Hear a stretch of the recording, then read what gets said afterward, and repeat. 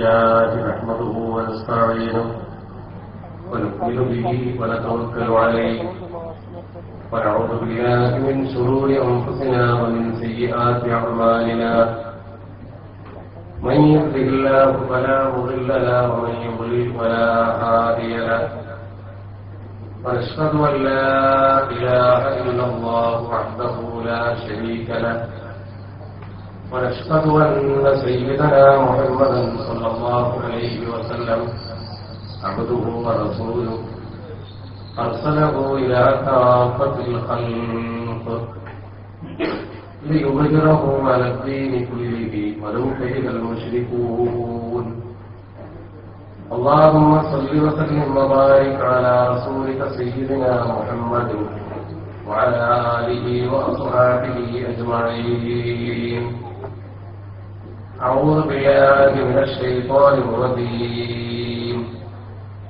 بسم الله الرحمن الرحيم. ومن يشاقق الرسول من بعد ما تبين له الهدى ويتبع غير سبيل المؤمنين نوله ما تولى ونصله جهنم وساءت مصيرا. صدق الله مولانا العلي العظيم. ആദരണീയരായ നമ്മുടെ ഈ ചടങ്ങിൽ അധ്യക്ഷപദമായിരിക്കുന്ന മട്ടേകുളം ശാഖ SKSയുടെ പ്രസിഡന്റ് ബഹുമാനായ അബ്ദുൽ കരീം, സ്വാഗത ഭാഷണം നിർവഹിച്ച ബഹുമാനായ നിയാസ്, നമ്മുടെ ഈ വേദിയിൽ ആസനസ്ഥരായിട്ടുള്ള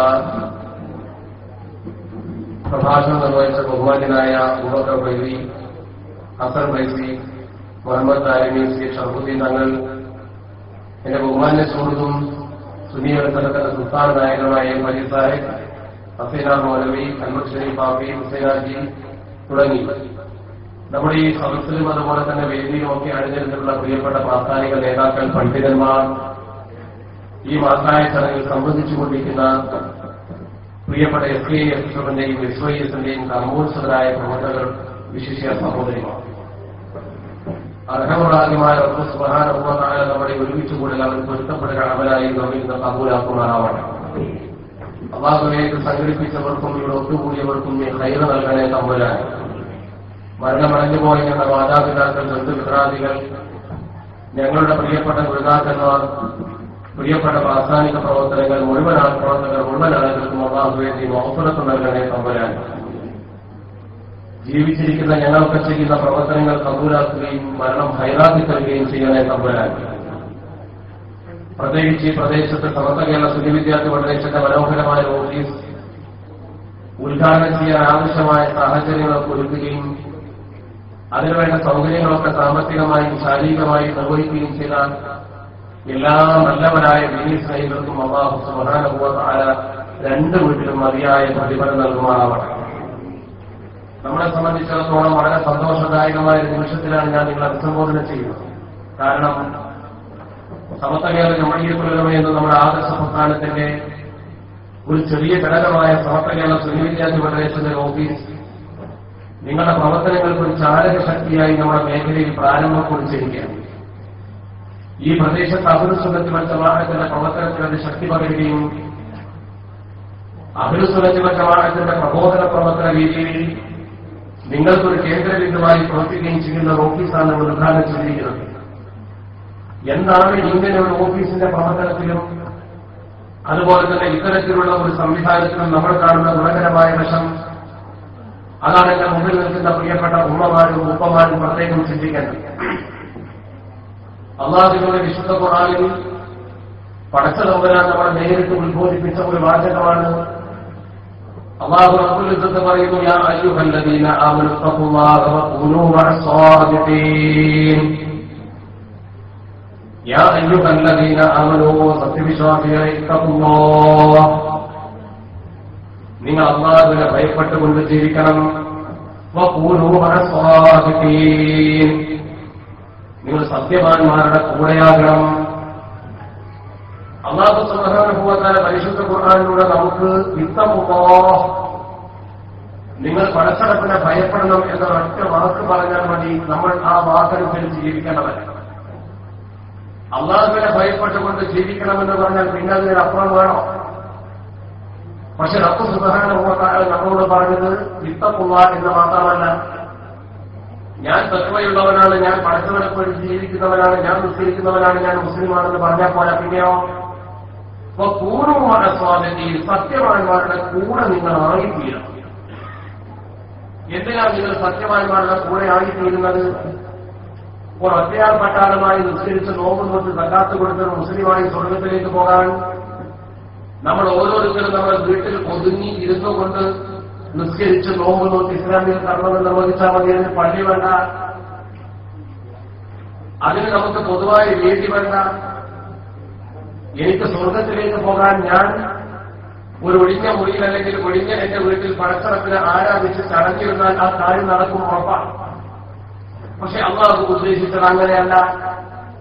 അള്ളാഹുവിന്റെ വിശുദ്ധ തിരുത്തൂതരാകുന്ന അഷ്റഫുൽ ഖൽഖ് മുഹമ്മദ് മുസ്തഫ സ്വല്ലല്ലാഹു അലൈഹി വസല്ലം തങ്ങൾക്ക് അർക്കം റളിയല്ലാഹു അൻഹുവിന്റെ ഭവനത്തിന്റെ ഉള്ളിൽ ദീൻ പഠിക്കാനും പഠിപ്പിക്കാനും ഒക്കെ സൗകര്യമുണ്ടായിരുന്നു, അത് അനുഷ്ഠിക്കാനും സൗകര്യമുണ്ടായിരുന്നു.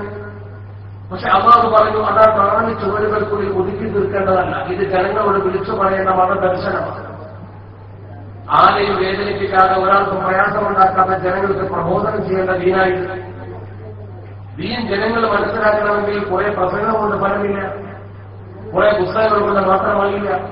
ദീനനുസരിച്ച് ജീവിക്കുന്ന കുറച്ച് നല്ല മനുഷ്യന്മാരോടുണ്ടാവണം. അതാണ് പൂർണ്ണമായ സ്വാതന്ത്ര്യം. നിങ്ങൾ സത്യവാന്മാരുടെ കൂടെ നിലകൊള്ളുകയും സത്യവാന്മാരുടെ കൂടെ നിലകൊണ്ടാൽ സത്യവാന്മാരെ കണ്ടുകൊണ്ട് ആളുകൾ ദീനിലേക്ക് അടുക്കും. 12 പേരാണ് ഇസ്ലാമിക പ്രബോധനത്തിന് വേണ്ടി കേരളത്തിൽ വന്നത് എന്നാണ് പഴയ ചരിത്രം. ആ 12 പേർ ഇന്ന് വളർന്ന് വികസിച്ച് നമ്മുടെ കേരളത്തിൽ 78 ലക്ഷത്തിൽ പല മുസ്ലിങ്ങളുണ്ട്.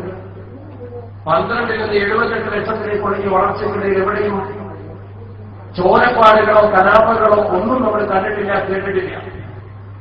100% സമാധാനപരമായ ഒരു പ്രബോധന പ്രവർത്തനത്തിന്റെ വിജയമാണ് ഈ കേരളീയ മുസ്ലിം ഉമ്മത്തിന് ചരിത്രത്തിലായി പറക്കാനുള്ളത്. നമ്മുടെ സഹോദര സമുദായങ്ങൾക്ക് പോലും ഇസ്ലാമിലൂടെ വളർന്നുകൊണ്ടാണെന്ന് പറയാനാകില്ല. അത് കേവലം ഒരു ആരോപണം മാത്രമാണെന്ന് അവർ പോലും സമ്മതിക്കും. എന്തുകൊണ്ട് ദീൻ വളർന്നു? ദീൻ കൊണ്ടു നടന്ന ആളുകളുടെ സത്യസന്ധത കൊണ്ട്, അവരുടെ ജീവിത വിശുദ്ധി കൊണ്ട്. ഈ ജീവിത വിശുദ്ധിക്കാണ് ദീനിന്റെ തനിമ എന്ന് പറയുന്നത്. ആ തനിമ ഇവിടെ നിലനിൽക്കണം. പരിശുദ്ധ ദീനുൽ തനിമ, ആ തനിമ നമ്മുടെ കേരളത്തിൽ നിലനിർത്തിയെന്നതാണ് സമസ്ത കേരള ജംഇയ്യത്തുൽ ഉലമയുടെ ഏറ്റവും വലിയ പ്രത്യേകത. എന്തിന് സമസ്തക്കൊപ്പം നിൽക്കണം? ഒരു മുസ്ലിമായാൽ പോലെ. അവിടെയാണ് കുറെ ചോദ്യങ്ങൾ ഉത്ഭവിക്കുന്നത്. എപ്പോഴും ഒരു സമൂഹത്തിന്റെ മുമ്പിൽ നല്ല ഒരു നേതൃത്വം അനിവാര്യമാണ്. നേതൃത്വമില്ലെങ്കിൽ ഒരിക്കലും ഒരു കാര്യവും മുന്നോട്ട് പോകില്ല. നിങ്ങൾ 3 പേര് യാത്ര പോകുന്നുവെങ്കിൽ ഒരാളെ നേതാവാക്കണമെന്ന് പറഞ്ഞാൽ അർത്ഥം എന്താണ്? 3 പേര് വഴിക്ക് പോകുമ്പോൾ ഒരു നേതാവ് വേണമെന്ന് പറഞ്ഞാൽ ഒരു ഗ്രാമത്തിൽ ജീവിക്കുന്ന ആളുകൾക്ക് ഒരു നേതൃത്വം വേണം, ഒരു പ്രദേശത്ത് ജീവിക്കുന്ന ആളുകൾക്ക് നേതൃത്വം വേണം. അതിന്റെ അർത്ഥം മുസ്ലിങ്ങൾക്ക് എപ്പോഴും പൊതുവായ നേതൃത്വമാണ്. മതപരമായ നേതൃത്വമില്ലാത്തവരെ ഒരിക്കലും നല്ല നിലയിൽ നയിക്കാൻ കഴിയില്ല. നമ്മളൊക്കെ സംഘടിച്ചു നിൽക്കുന്നവരും ഒരുമിച്ച് നിൽക്കുന്നവരുമാണ്. ഈ ആക്കരാകുന്നു ഈ ആക്കരസ്ഥായി അള്ളാഹുവിനെ ഞങ്ങൾ ആരാധിക്കുന്നു എന്ന് നമ്മൾ പറയുമ്പോൾ ഞങ്ങൾ എന്ന പദപ്രയോഗത്തിന്റെ അർത്ഥമെന്താ?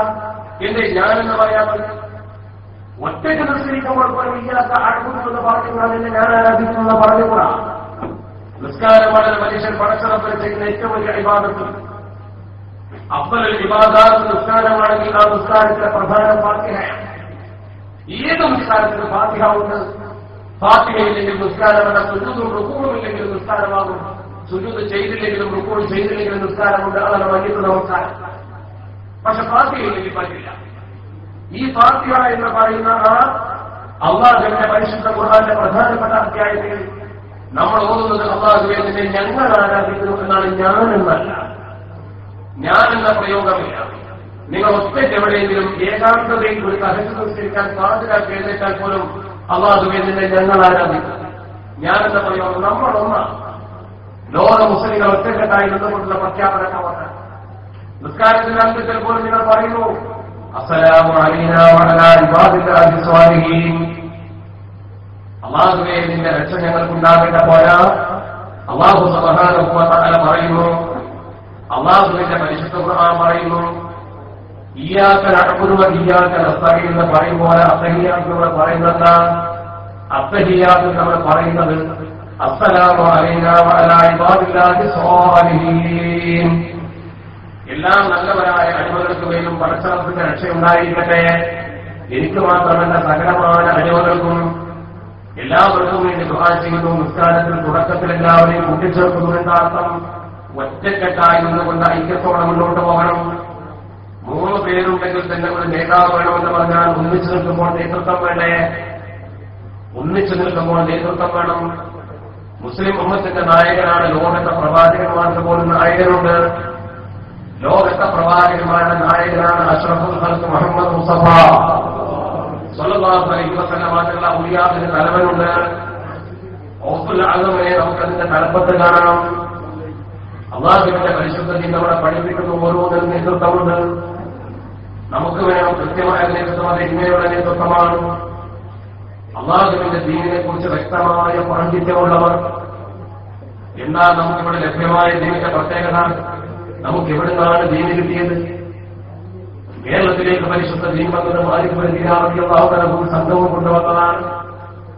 ആ സംഘം കൊണ്ടുവന്ന ദീനെങ്ങനെയാണ് ഇവിടെ പ്രചരിച്ചത്? അത് പ്രചരിച്ചവർ പള്ളി കെട്ടി പള്ളിയിൽ കാവിമാന് നേതൃത്വം കൊടുത്ത് സാധാരണക്കാർക്ക് ദീനെന്ന് പഠിപ്പിച്ചു കൊടുത്തുകൊണ്ട് അവർ ജനങ്ങളിലേക്ക് ഇറങ്ങി വന്നു. പള്ളി കെട്ടിയിട്ട് പള്ളിയിൽ ദീൻ പറഞ്ഞു കൊടുത്തുകൊണ്ട് ആ ദീൻ ഇവിടെ വളർത്തിയത്. ലോകത്ത് ഇസ്ലാമിന്റെ വളർച്ച 3 നിലത്താണ്. 3 കേന്ദ്രങ്ങളിലൂടെ പരിശുദ്ധ ദീൻ ഇസ്ലാമിന്റെ വളർച്ചക്കായി. അതേതാ? ഒന്ന് മസാജിദ്, ഒന്ന് മജാലിസ്, ഒന്ന് മദാരിസ്. മസാജിദുകളും മദാരിസുകളും മജാലിസുകളും. മസാജിദുകൾ എന്നാൽ പള്ളികൾ. പള്ളികൾ കേന്ദ്രീകരിച്ചുകൊണ്ടുള്ള ഇസ്ലാമിക പ്രബോധന പ്രവർത്തനം. ഒരു പള്ളിയിൽ ഒരു ഇമാം അല്ലെങ്കിൽ ഖാദി അദ്ദേഹം ജനങ്ങളെ ഉത്ബോധിപ്പിച്ചുകൊണ്ട് പരിശുദ്ധ ദീനെന്ന് പൊതുജനങ്ങൾക്ക് പഠിപ്പിച്ചു കൊടുക്കും. അയാളുടെ ജീവിതം കണ്ടുകൊണ്ട് ജനങ്ങളെ ആവാഹിച്ചെടുക്കും. അതാണ് മസാജിദുകൾ വഴിയുള്ള ദീനീ പ്രവർത്തനം. രണ്ടാമത്തെ ഒന്നാണ് മദാരിസ്. മദാരിസ് എന്ന് പറയുമ്പോൾ നമ്മുടെ പള്ളി ദർസുകൾ മുതൽ ചെറിയ മദ്രസ മുതൽ നഴ്സറി സ്കൂൾ മുതൽ അറബി കോളേജ് മുതൽ യൂണിവേഴ്സിറ്റി വരെ അതിൽപ്പെട്ടു. അള്ളാഹുവിന്റെ പരിശുദ്ധ ദീൻ ഇസ്ലാമിന്റെ പ്രബോധന രീതിയാണ് ഞാൻ പറയുന്നത്. മൂന്നാമത്തേത് മജാലിസ്, വലിയ വലിയ സൂഫിയാക്കളുടെ മജലിസുകൾ. അവിടെ വലിയ ദിവസവും അതല്ലെങ്കിൽ അവിടെ വലിയ പള്ളിയൊന്നും ഉണ്ടായപ്പോൾ ആ സൂഫിയുടെ മുഖത്തേക്കൊന്ന് നോക്കിയാൽ മതി, അദ്ദേഹത്തിന്റെ മജലിസുകൾ ഇരുന്നാൽ മതി. ഈ 2 പ്രബോധന രീതിയും കേരളത്തിലുണ്ടായിട്ടുണ്ട്.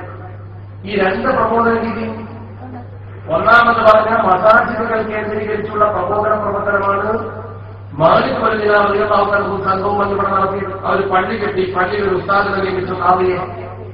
ചരിത്ര പുസ്തകത്തിൽ കാണാം 10ഓളം ഖാദിമാരെ അവിടെ നിയമിച്ച് 10 പള്ളികൾ കേരളത്തിലുണ്ട്. ആ 10 പള്ളികൾ കേന്ദ്രീകരിച്ചുകൊണ്ട് ഇസ്ലാമിക പ്രബോധന പ്രവർത്തനം കേരളത്തിൽ ചരിത്രമാണ്. രണ്ടാമത്തെ രീതി അഥവാ അക്കാദമിക സംവിധാനം എന്ന് പറയാവുന്ന മദാരിസ് അഥവാ പള്ളി ദർസുകൾ കേന്ദ്രീകരിച്ചുള്ള പ്രബോധനമാണ് മഖ്ദൂമികളുടെ നിർവഹിച്ചത്. അതാണ് മഖ്ദൂമികളുടെ പ്രബോധനം.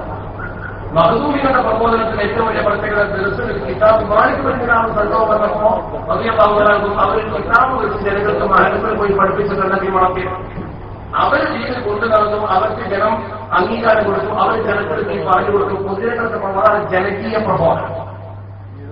മഖ്ദൂമികളുടെ കാലഘട്ടം വന്നപ്പോൾ മദാരിസ് അഥവാ ദർസിന്റെ രീതി ഒരു കിതാബ് വെച്ചിട്ട് ഇൽമ പഠിപ്പിച്ചു കൊടുത്തിട്ട് ആലിമീങ്ങളെ വാർത്തിട്ട് അവർ പഠിപ്പിക്കണം. അതാണ് ശരിക്കും ചെയ്യപ്പെടേണ്ടത്. ജനകീയ പ്രബോധനവും അതുപോലെ അക്കാദമിക പ്രബോധനം. അക്കാദമിക പ്രബോധനമാണ് ശരിക്കും ചെയ്യുന്ന അടിത്തറ. ആ ദർസിൽ പഠിച്ചു വന്ന ആളുകൾക്ക് ജനകീയ പ്രബോധനവും നടത്താൻ പറ്റും, അവർക്ക് അക്കാദമിക പ്രബോധനം നടത്താൻ പറ്റും. അതുകൊണ്ടാണ് മഹാന്മാർ പറഞ്ഞത്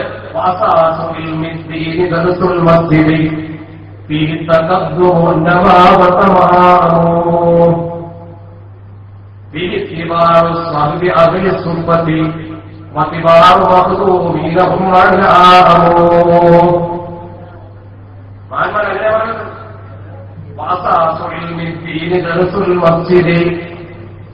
ദീനിന്റെ അടിത്തറ എന്ന് പറയുന്നത് പണ്ഡിതർസന്നെ. അള്ളാഹുവിന്റെ പരിശുദ്ധ ഇസ്ലാമിന്റെ അടിത്തറ പണ്ഡിതർ സേവിക്കുന്ന പണ്ഡിതന്മാരൊക്കെ പണ്ഡിതർക്കുണ്ടായ ആൾക്കാരാണ്. ആ പണ്ഡിതർ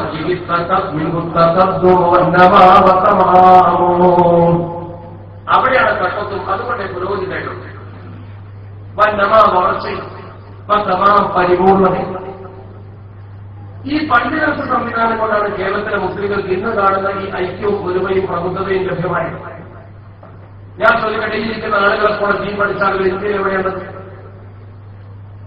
ഇന്ത്യ മഹാരാജ്യത്ത് മുഴുവൻ നിങ്ങൾ അരക്കിട്ട് അരിച്ചു പെറുക്കി പരിശോധിച്ചാൽ ഇതുപോലെ ദീനിബോധമുള്ള മനുഷ്യന്മാരുണ്ടാവില്ല. ദീനി ആവേശമുള്ളവരെ നിങ്ങൾക്ക് കാണാൻ പറ്റും. നിസ്കാരവും നോമ്പും ഇസ്ലാമിന്റെ മക്കളനുസരിച്ച് ചെയ്യുന്ന ആളുകൾ പരിശുദ്ധ അറബിൽ നിസ്കരിക്കാമെന്നാ കാണാമല്ലോ. കേരളീയ നിസ്കരിക്കുന്ന അത്ര ഭദ്രമായി തിക്കുകളഞ്ഞുകൊണ്ട് നിസ്കരിക്കുന്ന മുസ്ലിം ഇന്ത്യയിൽ വേറെ എവിടെയാണ്. എന്താ കാരണം? അവിടെയാണ് സമസ്ത കേരള കമ്മ്യൂണിസ്റ്റുകളുടെ പ്രത്യേകത. മൂന്നാമത്തെ ഞാൻ പറഞ്ഞത് ആത്മീയ പ്രബോധനമാണ്. ആത്മീയത്തെ പ്രബോധനത്തിന് വലിയ സ്ഥാനമുണ്ട്. ഹാജ മൊഹീനുദ്ദീൻ ചിശ്തി അജ്മീരി തങ്ങളുടെ മജ്ലിസിൽ പങ്കെടുത്താൽ ആ മജ്ലിസിൽ നിന്ന് ദീൻ പകർത്താൻ പറ്റും. ആ മുഖത്തേക്കൊന്ന് നോക്കിയാൽ മതി. ഔസുലായവന്റെ മുഖത്തേക്കൊന്ന് നോക്കിയാൽ മതി. മമ്മളത്തെ തലയിൽ കണ്ട് പെരുമാറിയാൽ മതി. വലിയ കോടതിയിലൊന്നും വേണ്ട. ആ മുഖത്തെ പ്രസരിപ്പ് കണ്ടുകൊണ്ട് ദീനിലേക്ക് കടന്നു വന്ന ഉയരുന്നത്. അങ്ങനെ സൂഫിയാക്കളെ കണ്ടുകൊണ്ട് ദീൻ പഠിച്ച ഒരുപാട് മഹത്വങ്ങൾ. ഒരു മനുഷ്യന്റെ ജീവിതം മറ്റൊരു മനുഷ്യന് ചെലുത്തുന്ന സ്വാധീനമാണ്. ഈ മൂന്ന് വഴിക്ക് മദ്രസകളും അതുപോലെ മസാജിദുകളും മജാലിസുകളും അതുപോലെ തന്നെ മദാരിസുകളും, ഈ മൂന്ന് വഴിക്കാണ് ദീനി പ്രബോധനം നിർവഹിച്ചത്. അള്ളാഹുവിന്റെ അനുഗ്രഹത്താൽ കേരളത്തിൽ ഇത് മൂന്നും ഉണ്ടായിട്ടുണ്ട്. ഞാൻ ചോദിക്കട്ടെ, ഈ പ്രബോധന രീതിയിൽ കേരളത്തിൽ തനതായ ശൈലി പരിശുദ്ധ ജീവിത ഇസ്ലാമിനെ ജനങ്ങൾക്ക് എത്തിച്ചു കൊടുത്തതാരാ? അള്ളാഹുവിന്റെ പരിശുദ്ധ തിരുത്തൂക്കൽ എന്താണ് സഹാബത്തിന് പകർത്തി കൊടുത്തത് അത് തന്നെ ഇവിടെ പറഞ്ഞതാരാ? സംഭവമാണ് പറഞ്ഞത്. മഹദൂമികൾ അതാണ് നമ്മുടെ സമൂഹത്തോട് പറഞ്ഞത്. കാലങ്ങളോളം ഈ ഉമ്മത്ത് കൊണ്ടു നടന്നതാണ്. ഈ ഉമ്മത്തിന്റെ പൂർണ്ണഗാമികളെ പരിശോധിച്ച് നോക്കൂ. നിങ്ങൾ അവരുണ്ടാക്കി വെച്ച മൗലിദ് നമുക്ക് അംഗീകരിക്കാൻ പറ്റാതെ പറ്റുമോ? വലിയതായ കുതബുദ്ധമായ മമ്പുറത്തെ തങ്ങൾ തന്റെ കാലഘട്ടക്കാരോട് മൗലിദ് തോന്നാൻ പറഞ്ഞിരുന്നു. പൊന്നാനിയിലെ മഹദൂമ് ഒസാലിമാവിന്റെ വയസ്സ് ക്രോഡീകരിച്ചുകൊണ്ട് മൗലിദ് ചെറുതാക്കി നല്ലൊരു മൗലിദ് നമുക്കുണ്ടാക്കി തരുന്നു. ഷെയ്ഖ് ജയ്നി തരുകാൻ തങ്ങളുടെ ശിഷ്യൻ വന്നിട്ട് മറപ്പിൽ അബ്ദുൽ അസീസ് മുസ്ലിയാർ ബദറുപോലെ ഉണ്ടാക്കി നോക്കാൻ പറയുന്നു. കഴിഞ്ഞ പോലെ ഈ മഹത്വങ്ങളാണ് ഉത്തമർ എന്ന ബോധ്യമുണ്ടെങ്കിൽ അവർ ചെയ്ത പ്രവർത്തനം തെറ്റുന്ന പിന്നെ എങ്ങനെ വന്നു? അതിന്റെ കാരണം 1920-കൾക്ക് ശേഷം നമ്മുടെ നാട്ടിലുണ്ടായ ജില്ലവീക്ഷണമല്ലേ. അപ്പോഴാണ് സമസ്ത കേരള ജമീയത്തുലമാ എന്ന പണ്ഡിത സഭ രൂപപ്പെട്ടു വന്നത്. ഉമ്മമാരെ മനസ്സിലാക്കണം. ഏതെങ്കിലും ഒരു സംഘം രൂപപ്പെട്ടു വരുമ്പോൾ തലപ്പത്താണെന്ന് നോക്കണം. ആരായിരുന്നു? അള്ളാഹുവിന്റെ ഔലിയാക്കളിൽ പ്രമുഖനായിരുന്ന വരക്കൽ മുല്ലക്കോട്ട സയ്യിദ് സലിമാൻ ബാഅലി വരക്കൽ മുല്ലക്കോട്ട ഖദ്ദസല്ലാഹു സിർറഹു നബീ. അല്ലാഹു സുബ്ഹാനഹു വ തആല ഓരോ നൂറ്റാണ്ടിന്റെ തലപ്പത്തും ഈ സമൂഹത്തെ സംസ്കരിക്കാൻ ഒരു മഹാനെ അയക്കുമെന്ന. അങ്ങനെ അയക്കപ്പെട്ട ഒരു മഹാനായിരുന്ന ബഹുമാനപ്പെട്ട വരക്കൽ മുല്ലക്കോട്ടകൾ നിരവധി കറാമത്തിന്റെ ഉടമയാണ് വരക്കൽ മുല്ലക്കോട്ടകൾ. ആ വരക്കൽ മുല്ലക്കോട്ടകളാണ് ഈ സമൂഹത്തിൽ ഭിന്ന വീക്ഷണം ഉണ്ടാകുന്നു എന്ന് കണ്ടപ്പോൾ പഴയ വീക്ഷണം മതി നമുക്ക് എന്ന് പറഞ്ഞുകൊണ്ട് പഴയ കാലഘട്ടത്തിലെ പോലെ തന്നെ മനോഹരമായി ജനത്തെ നിർത്താൻ ഒരു ജംഅയ്യത്തുണ്ടാക്കിയത്. ആ ജംഅയ്യത്താണ് സമസ്ത കേരള ജമീയത്തുലമ. നിങ്ങൾ മനസ്സിലാക്കേണ്ട ഏറ്റവും പ്രധാനപ്പെട്ട കാര്യം, ഈ സമസ്തക്ക് ഒരു പുതിയ ആശയമേ ഇല്ല. സമസ്തയ്ക്ക് ഏതെങ്കിലും വിഭാഗത്തോട് എതിർപ്പുമില്ല. ആശയപരമായി ഭിന്നിച്ചു നിൽക്കുന്നവർക്ക് സത്യം മനസ്സിലാക്കി കൊടുക്കാനാണ് സമസ്തയുടെ നയം. അത് എതിർപ്പായി ചിത്രീകരിക്കണം. ദീനന്റെ നയപരിപാടികളിൽ തെറ്റ് മനസ്സിലാക്കിയിട്ടുള്ള ആളുകൾക്ക് സത്യം എന്തെന്ന് പറഞ്ഞു കൊടുക്കാനാണ് സമസ്തയുടെ നയം.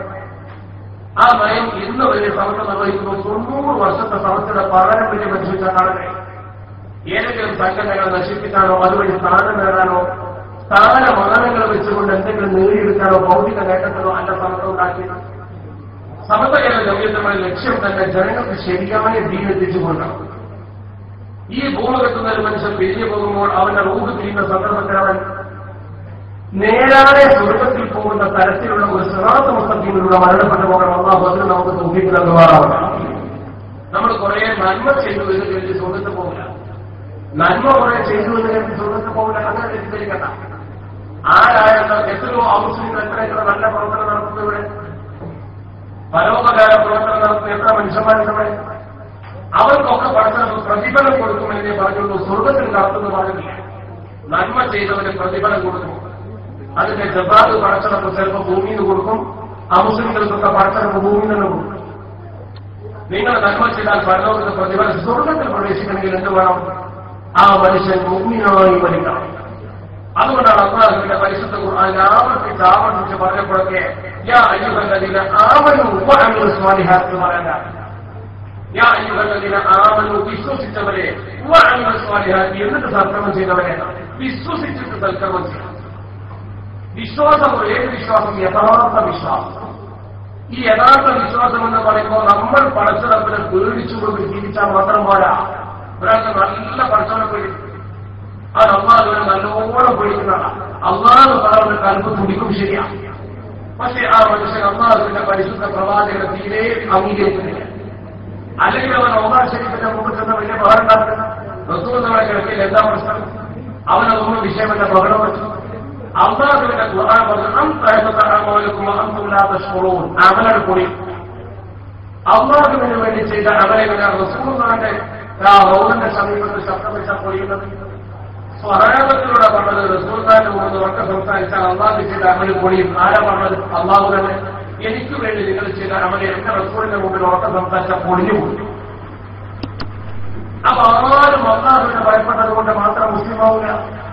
അള്ളാഹുവിന്റെ പരിശുദ്ധ ഹദീസിനെ കൃത്യമായി അംഗീകരിച്ചു പോകണം. ആ നന്മ എന്ത് എന്ന് സമൂഹത്തിന്റെ മനസ്സിൽ പഠിപ്പിക്കണമെന്ന് നമ്മുടെ ജോലി. ചില ആളുകൾക്ക് മുസ്ലിമായാൽ മതിയെന്ന് മാത്രമുള്ള ധാരണ. ലാ ഇലാഹ ഇല്ലല്ലാഹ് രാജ്യവച്ച് വിശ്വസിച്ചിട്ട് ഒരു കാര്യവുമില്ല. മുഹമ്മദ് റസൂലുള്ളാഹി വിശ്വസിക്കാം. ഇത് ഞാൻ പ്രത്യേകിച്ച് പകുതിയെടുത്ത് വിഷയമാക്കട്ട. ലാ ഇലാഹ ഇല്ലല്ലാഹ് വിശ്വസിച്ചിട്ട് കാര്യമില്ല എന്ന് പറഞ്ഞത് പറയാം.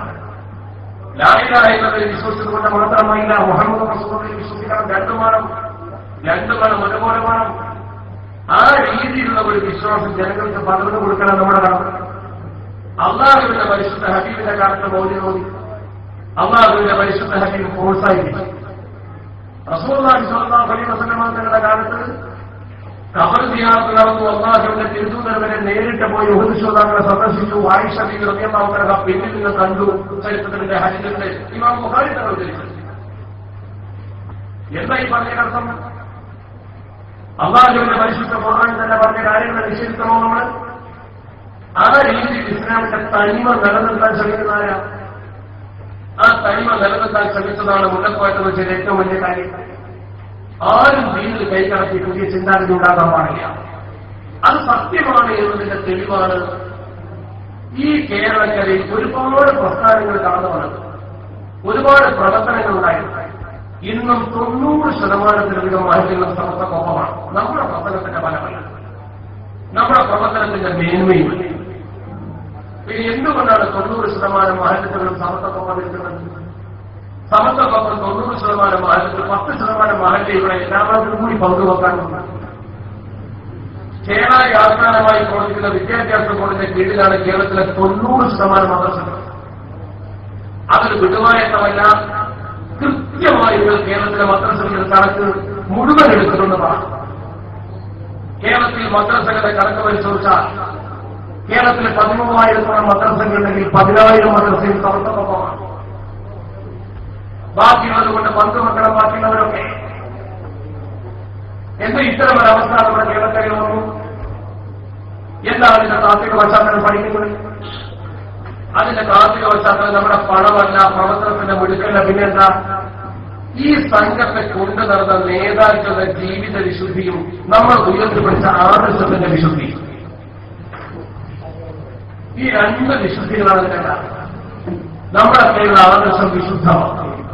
അള്ളാഹുവിന്റെ പരിശുദ്ധ ദീനുൽ ഇസ്ലാമിന്റെ തനത് രൂപമാണ് നമ്മളെ കയ്യിലുള്ളത്. മറ്റുള്ളവർക്കൊക്കെ ആശയത്തിൽ ദാരിദ്ര്യമോ അല്ലെങ്കിൽ ഭിന്നതയോ വന്നിട്ടുണ്ട്.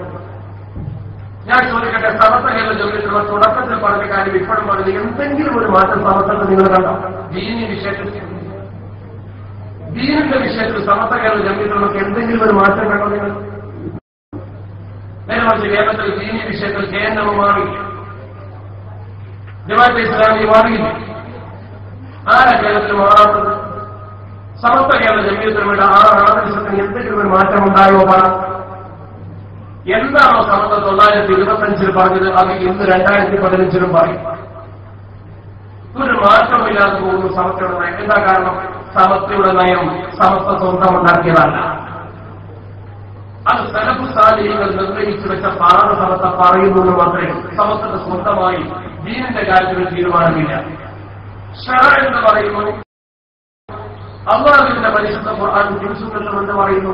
അതല്ലാത്ത ഒന്നും സമത്വമാകട്ടെ ഒന്ന് പറഞ്ഞ് നിർത്തിപ്പിടിക്കാൻ ആർക്കെങ്കിലും പറ്റുമോ? അല്ലാഹുവിന്റെ പരിശുദ്ധ ഹബീബിന്റെ കാലഘട്ടത്തിലുള്ള അപ്പടി നിർമ്മത്തരണം തന്നെ സമത്വമാക്കുന്നു. ചിലരങ്ങനെ പറഞ്ഞപ്പോൾ അവർ സ്വഹാബത്തിനെ തള്ളിപ്പാടും സമത്വമാക്കി പോരാ, സ്വഹാബത്തിന്റെ ചെയ്തികളും നിർമ്മത്തണം. സ്വഹാബത്ത് എന്ത് ചെയ്തോ അത് നമുക്ക് തെളിവാണ്.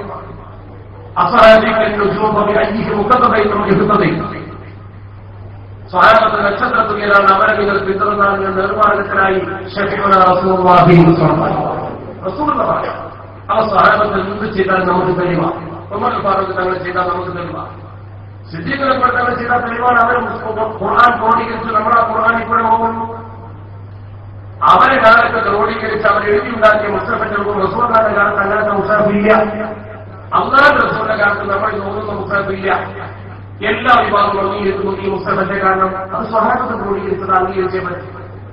ആ സ്വഹാബത്ത് പുതുമ ഓടുമ്പോൾ അവർ സ്വീകരിച്ച രീതി, അവർ സ്വീകരിച്ച മാർഗം, അവർ തരാതെ എത്ര അനുസരിച്ചു, ഈ കാര്യങ്ങളൊക്കെ പരിശോധിച്ച് അവരെ പിന്തുടർന്നാൽ നമ്മുടെ നിർമ്മാണത്തിലാണ്. അവരൊക്കെ സ്വർഗത്തിലാണെന്ന് സാക്ഷി പറഞ്ഞു. അവരെ കൂടെ സ്വർഗത്തിൽ അതാണ് പൂർണ്ണമായ സ്വാധീനിക്കുകയും ഉമർ പറഞ്ഞത് 20 തറാവീഹ് ഉദ്ധരിച്ചെങ്കിൽ പൂർണ്ണമായ സ്വാധീനിക്കുന്ന നായകന്റെ സ്ഥാനത്തിൽ അദ്ദേഹത്തിനെ കൊണ്ടുവന്നിട്ടാണ്. അല്ലാഹുവിന്റെ പരിശുദ്ധ പ്രവാചകർ പേർഷ്യയിലേക്ക് പോലെ പ്രബോധകന്മാരയച്ചു. പേർഷ്യൻ ഭാഷയിൽ പുതുമ നിർവഹിച്ച ചരിത്രമില്ല. അവിടെ ഈ മറവിലാണ് നിർവഹിച്ചത്. അതിന്റെ ഗുണമിട്ടാണ് മറവി പഠിച്ച സംഘവും കേരളത്തിലേക്ക് വന്നു. അവർ വന്നിട്ട് കേരളത്തിൽ പള്ളി ഉണ്ടാക്കി. അമർത്തിന്റെ പള്ളി കൊടുങ്ങലൂർ ഇന്ന് വരെ ആ പള്ളിയിൽ പെണ്ണും കയറി ജമാഅത്തിന് പോയിട്ടില്ല. അവിടെ നിൽക്കണം. അതാണ് പാഠം. അങ്ങനെ പാരമ്പര്യം. ആ 90 വർഷം സമന്ത കാത്തുസൂക്ഷിച്ച പാരമ്പര്യവും ആദർശമാണ്. എന്താണോ അല്ലാഹുവിന്റെ റസൂൽ സ്വാഗതം ചെയ്താൽ തന്നെ നമ്മൾ ചെയ്യണം. അതിനപ്പുറത്തേക്ക് പോകണം. അതിനപ്പുറത്ത് ഒന്നിനാൽ പുരോഗതിയോ കാലഘട്ടത്തിനനുസരിച്ച പുരോഗതി നമ്മൾ ഉണ്ടാക്കി. കാലഘട്ടത്തിനനുസരിച്ച പുരോഗതിയിലൂടെ നമ്മൾ മുന്നോട്ട് പോയിരുന്നു. ഇന്ന് നിങ്ങൾ കേരളത്തിൽ നോക്കുമ്പോൾ സമസ്ത ഉണ്ടാക്കി വെച്ച വിപ്ലവത്തോടൊപ്പം നിൽക്കാൻ ആളുണ്ടവിടെ. നമ്മൾ പഴമ പറയുന്നു, പഴമയിൽ നിലകൊള്ളുന്നു എന്നാൽ ആധുനികത എന്തെന്ന് അറിഞ്ഞുകൊണ്ട് പ്രവർത്തിക്കും. ഇവിടെ എന്റെ പ്രിയ സുഹൃത്തുക്കളെ സൂചിപ്പിച്ചല്ലോ, ഇന്ന് കേരളത്തിൽ മികച്ചു നിൽക്കുന്ന 3 സിലബസുകൾ, കേരളത്തിലെ വിദ്യാഭ്യാസ രംഗത്ത് ചർച്ച ചെയ്യപ്പെടുന്ന സിലബസുകൾ. ഒന്ന് മാഫി സിലബസ്, ഒന്ന് ഉദവി സിലബസ്, ഒന്ന് ജാമിയ ജൂനിയർ സിലബസ്.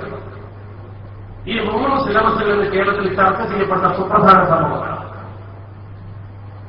നമ്മളൊന്നും എന്തെന്ന് പറഞ്ഞാൽ എവിടെ ചിന്തിക്കുന്നതാണ്. കുറച്ച് കുട്ടികളെ ചെമ്മാട്ടിൽ പാടത്ത് ഒരു കെട്ടിടമുണ്ടാക്കിയാൽ കെട്ടിടത്തിലേക്ക് ബഹുമാനപ്പെട്ട CH ഐദ്രോസ് ഹുസൈൻ എം ബഷീർ ഹുസൈനുമാണ് ക്ഷണിക്കുന്നത്. 2 പഴഞ്ചെലമാണ്. പുരോഗതി അടയാളപ്പെടുത്തി ഒരുത്തരമെന്ന കൂട്ടത്തിലില്ല. ആ ഒരു കെട്ടിടമുണ്ടാക്കി ചെമ്മാട് ബാപ്പുട്ടിയാക്കിയതിന്റെ ചുമതലയേൽപ്പിച്ചു. സയ്യിദ് ഉമർ ഷാഫിന് നേതൃത്വം കൊടുത്തു 4 പേര്. ആ 4 പേരും 6 പഴഞ്ചന്മാർ. ആ പഴഞ്ചന്മാർ കുട്ടികളെ SSLC പോലും എഴുതിക്കണ്ട എന്ന് പറഞ്ഞുകൊണ്ട് ചെമ്മാട് വയൽവരമ്പത്തേക്ക് കുട്ടികളെ ക്ഷണിച്ചുകൊണ്ട് അവിടെ സ്ഥാപനത്തിലെ കുട്ടികളെ 12 കൊല്ലം പഠിപ്പിക്കണമെന്ന് പറഞ്ഞപ്പോൾ എനിക്ക് ഇപ്പോഴും ഓർമ്മയുണ്ട്. മലപ്പുറം ജില്ലയിൽ ആ സ്ഥാപനത്തിന് വേണ്ടി തറക്കല്ലുള്ളത് ഉയർന്നു വരുന്ന സന്ദർഭത്തിൽ വിനയ് പ്രസ്ഥാനത്തിന്റെ പ്രവർത്തകർ മലപ്പുറത്തിന്റെ നെറുകയിൽ കയറി പ്രസംഗിച്ച് എവിടുക്കാണ് നിങ്ങളെ കുട്ടികളെ കൊണ്ടുപോകുന്നത്? പഴഞ്ചൻ ശൈലിയിലേക്ക് മക്കളെ നയിക്കുന്നുവോ? 10ാം ക്ലാസ് പോലും പാസ്സാക്കാത്ത മക്കളെ SSLC പോലും എഴുതിക്കാത്ത കുട്ടികളെ 11 വയസ്സിൽ കൊണ്ടുപോയി എങ്ങോട്ടായി കുട്ടികളെ നശിപ്പിക്കുന്നത്? ഒരു തലമുറയുടെ നാശം തുടങ്ങിയിരിക്കുന്നു ജമാഅത്തിന് പ്രസംഗിച്ച ആൾക്കാർ. അതിപ്പോഴും മരിച്ചുപോയിട്ടില്ല. ഞാൻ കേട്ടവർ മലപ്പുറത്ത് വന്നിട്ട് വിജയത്തിന്റെ വേദി കെട്ടി പ്രസംഗിച്ചു വിദ്യാഭ്യാസത്തിന്റെ കുത്തക അവകാശപ്പെടുന്ന ആളുകൾ. അവരോട് വിനയപൂർവ്വം ചോദിക്കട്ടെ, 12 കൊല്ലം ആ കുട്ടികളെ പഠിപ്പിക്കാൻ വിളിച്ചത് സമസ്തയുടെ നായകന്മാർ. ദീർഘദർശനത്തിൽ മിടുക്കലായിരുന്ന ബഹുമാനപ്പെട്ട എം ബഷീർ മുസ്ലിയാർ അള്ളാഹു വർദ്ധന, മറ്റൊന്ന് CH ഐദ്രോസ് മുസ്ലിയാർ 2 പാടിത്തരമാണ്. അള്ളാഹുവിന്റെ കബറുകളെ വിശാലമാക്കുമാറാവണം. നിങ്ങൾ ഓർക്കണം, അവർ പറഞ്ഞു ഈ കുട്ടികൾ സമൂഹത്തിൽ ഉപകരിക്കുന്ന വിധം ഞങ്ങളൊരു സംവിധാനം ഉണ്ടാക്കില്ല. വളരെ മനോഹരമായ മതഭൗതിക സമന്വയത്തിന്റെ ചിത്രം ബഹുമാനപ്പെട്ട ബഷീർ മുസ്ലിയാർ വരച്ചു. അദ്ദേഹം ഒരു വലിയ സർവകലാശാല പോലെ ബുദ്ധിയുള്ളതായി എം ബഷീർ മുസ്ലിയാർ അധികമായിട്ട് മനസ്സിലായിട്ടില്ല. ചെറുതൂർക്കാരനായ എം ബഷീർ മുസ്ലിയാർ ഒരു ബുദ്ധിജീവിയെ സമസ്തയുടെ ജീനിയസ് എന്ന് വേണമെങ്കിൽ പറയാം. അദ്ദേഹം തന്റെ മനസ്സിൽ വരച്ചു വെച്ച സിലബസ്, ആ സിലബസ് വെച്ച് കുട്ടികളെ പഠിപ്പിച്ചു. സമൂഹം അതിന് മനുഷ്യരുടെ പണം കൊടുത്തു. ഒരു സ്ഥിര വരുമാനമില്ലാതെ സമൂഹത്തിന്റെ പണം കൊണ്ട് 12 കൊല്ലം കഴിഞ്ഞപ്പോ ആ സ്ഥാപനത്തെ പുറത്തുപോയ കുട്ടികളെ കഥകൾക്ക് നിങ്ങൾ ഇന്ന് എവിടെയാണ്? ഇന്ന് അവിടെ നിന്ന് പഠിച്ചു പോയ കുട്ടികളെ കഥ പരിശോധിച്ച് നോക്കുന്നത് UAE ബ്രിട്ടീഷ് സ്കൂൾ, ബ്രിട്ടന്റെ സ്കൂൾ ഇംഗ്ലീഷ് ഡിപ്പാർട്ട്മെന്റിൽ മനോഹരമായി വണ്ണം പഠിക്കുന്ന ഒരു ചെറുപ്പക്കാരൻ ഇവരൊക്കെ പ്രസംഗിച്ച് നടത്തുന്നവരുണ്ടല്ലേ ഉദവിയാണ്. ഞാൻ ഏതാനും വായിച്ചത് ഖത്തറിൽ വരുന്നു. ഖത്തറിൽ പബ്ലിക് റിലേഷൻ ഡിപ്പാർട്ട്മെന്റ് വരാത്ത പബ്ലിക് റിലേഷൻ ഡിപ്പാർട്ട്മെന്റിന്റെ ഉന്നതരായ ഓഫീസർ ഗവൺമെന്റ് വീടും കൊടുത്ത് താമസിപ്പിച്ചിരിക്കുന്നു. പൈസ ഉദവി എല്ലാ സൗകര്യം വട്ടാമില്ല. ദാവൂദ് SSLC പരീക്ഷ വഴിയിട്ടില്ല, ഒന്നും ചെയ്തില്ല. ഒരു ഔപചാരിക വിദ്യാഭ്യാസത്തിന് പോയിട്ടില്ല. ഡിഗ്രി എടുത്തു, PG എടുത്തു. അവിടെ പബ്ലിക് റിലേഷൻ ഡിപ്പാർട്ട്മെന്റ് പ്രധാനപ്പെട്ട ഒരു പോസ്റ്റ് എടുക്കുന്നത്. ഖത്തർ ഗവൺമെന്റ് എല്ലാ സൗകര്യം ചെയ്തു കൊടുത്തുകൊണ്ട് ജീവിക്കും. പഠിക്കുക എന്തിനാ പറ. BBC ചെറുപ്പക്കാരൻ ബ്രിട്ടീഷ് ബ്രോഡ്കാസ്റ്റിംഗ് കോർപ്പറേഷനിൽ പ്രതിനിധിയായി ദാറുൽ പഠിച്ച ചെറുപ്പക്കാരൻ SSLC പാസ്സായി പോയാലല്ല, പ്രൈവറ്റായ യൂണിവേഴ്സിറ്റിയിൽ പരീക്ഷയ്ക്ക് ഡിഗ്രിയും PG എടുത്തുകൊണ്ട് അറബിയും ഇംഗ്ലീഷും മനോഹരമായി കൈകാര്യം ചെയ്യാൻ പറ്റുമോ BBC കൊണ്ടുപോയി അതിന്റെ കേന്ദ്രത്തിലേക്ക് ബ്രിട്ടനിൽ കൊണ്ടുപോയി. നൈജീരിയൻ യൂണിവേഴ്സിറ്റി ഇസ്ലാമിക് ഡിപ്പാർട്ട്മെന്റ് തലവൻ കണ്ണൂർക്കാരൻ ഉദവിയ പഠിച്ചിട്ട് വേണം. നമ്മൾ സംവിധാനം ഉണ്ടാക്കിയപ്പോൾ കളിയാക്കിയവരുടെ പോയി. അതാണ് നമ്മൾ മനസ്സിലാക്കേണ്ടത്. നമ്മൾ സംവിധാനം ഉണ്ടാക്കിയപ്പോൾ കളിയാക്കിയവർ നോക്കണം. ആത്മീയതത്വം ഭൗതികത വെച്ചുകൊടുത്തു ഈ സമുദായം ചെറുതല്ല. നല്ല വിദ്യാഭ്യാസ സംവിധാനമായി നടത്തണം. ആ യൂണിവേഴ്സിറ്റിയിലേക്ക് ആളുകൾ യൂണിവേഴ്സിറ്റിയുമായി പോയിട്ട് നോക്കുകയാണ്.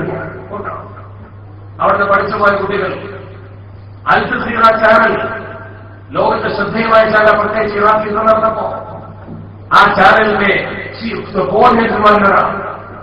ആ ചാനൽ ന്യൂസ് ചാനലിന്റെ കോഓർഡിനേറ്റർമാരിൽ ഒരാൾ ചെമ്മാട് ദാറുൽ പഠിച്ച ഉദവിയാണ്. അന്വേഷിച്ചിട്ട് പറഞ്ഞാൽ പഠിച്ച സത്യമല്ലേ. SSLC പോലും പഠിപ്പിക്കാത്ത കുട്ടികൾ അങ്ങോട്ട് കൊണ്ടുപോകുന്ന ചോദ്യങ്ങൾക്ക് മധുരമായ മറുപടി. അന്തസ്സായി സമൂഹത്തിൽ സ്ഥാനം നേടിയ വിദ്യാഭ്യാസ പദ്ധതി ഉപമാനം പഠിക്കണം. തൊട്ടടുത്തെത്തുന്നു ഓഫീസറെ ബസ്. നിങ്ങൾ പോയി നോക്ക്. ഹൈക്കോടതിയുടെ ട്രാൻസ്ലേറ്റർ വാക്യ SSLC പാസ്സായിട്ട് നിങ്ങളെ കുട്ടികളെടുത്തുകൊണ്ട് ഡിഗ്രിയും PGയും കൊടുത്ത് മറുപടിയും കൊടുത്തിട്ട് നന്നായി പഠിപ്പിക്കും. പഠിച്ചിട്ട് പറയാം. അസൽ യൂണിവേഴ്സിറ്റിയിൽ നിന്ന് ബിരുദമെടുത്ത കുട്ടികൾ കൂടെ കേരള യൂണിവേഴ്സിറ്റിയിൽ അടുത്ത കാലത്തൊന്നും മലയാളികളായ 5 പേർ ഒന്നിച്ച് ഡോക്ടറേറ്റ് വന്ന ചരിത്രമാണ്. കേരള യൂണിവേഴ്സിറ്റി അതുകളിൽ നിന്നല്ല, തെറ്റിദ്ധരിക്കണ്ട. കേരള യൂണിവേഴ്സിറ്റി മദ്രാസ് യൂണിവേഴ്സിറ്റിയിലായിട്ട് രണ്ടും കേരളയിൽ തന്നെ, രണ്ടും താഴ്ചയാണ്, രണ്ടും ഈജിപ്തിലാണ്. ഈജിപ്തിന്റെ തലസ്ഥാന നഗരിയിൽ നിങ്ങൾ ചെന്നറിയാനുള്ള സ്വാഗതം ചെയ്യും. ആഫ്രിക്കൻ ഭൂഖണ്ഡത്തിൽ ആദ്യത്തെ പള്ളി. ആ പള്ളി ആ പള്ളിയിൽ സന്ദർശിക്കാൻ ഭാഗ്യത്തിന്റെ പൈസയിൽ സന്ദർശിച്ചു പറഞ്ഞാൽ ഞാൻ സന്ദർശിച്ച് ബലപ്പെടും. മസ്ജിദ് അമറുള്ള അതുപോലെ തന്നെ പ്രധാനപ്പെട്ട ജാമിഉൽ അസ്ഹർ.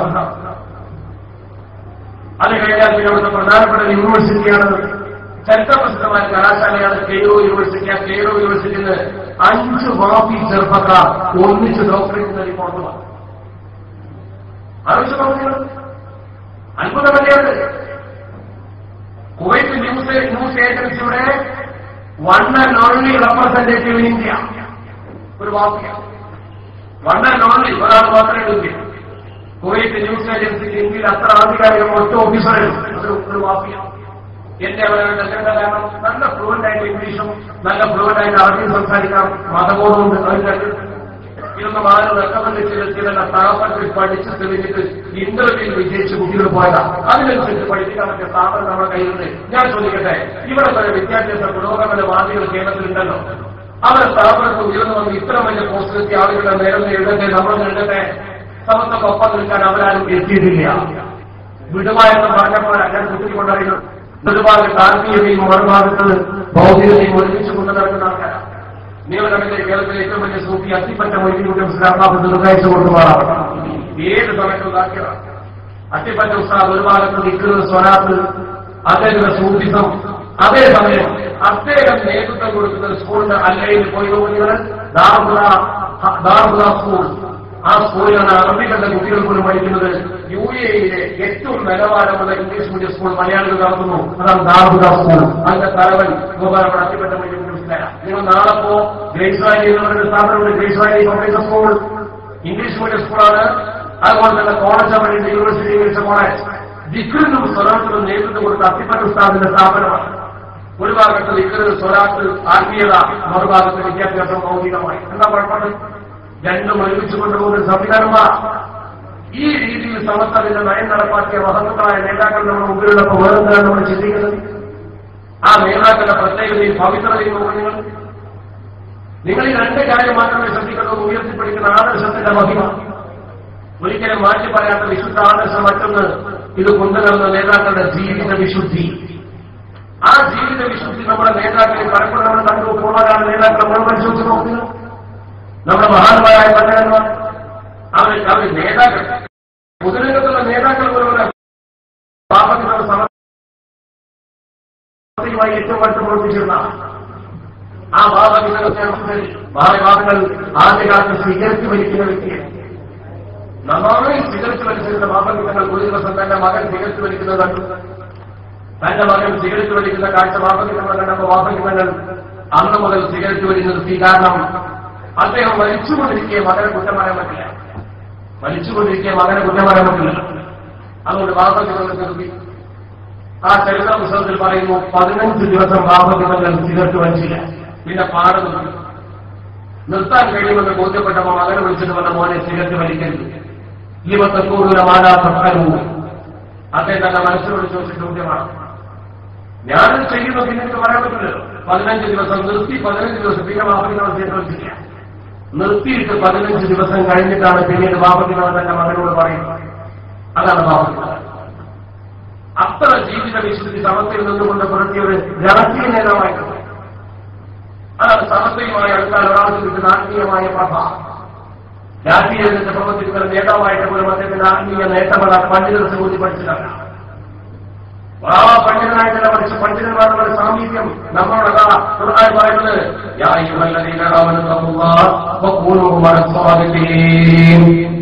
സത്യവാന്മാരുടെ കൂടെ നിങ്ങൾ നിൽക്കണേ, സത്യത്തിന്റെ അഹലുകാരുടെ കൂടെ നിങ്ങൾ നിൽക്കണേ.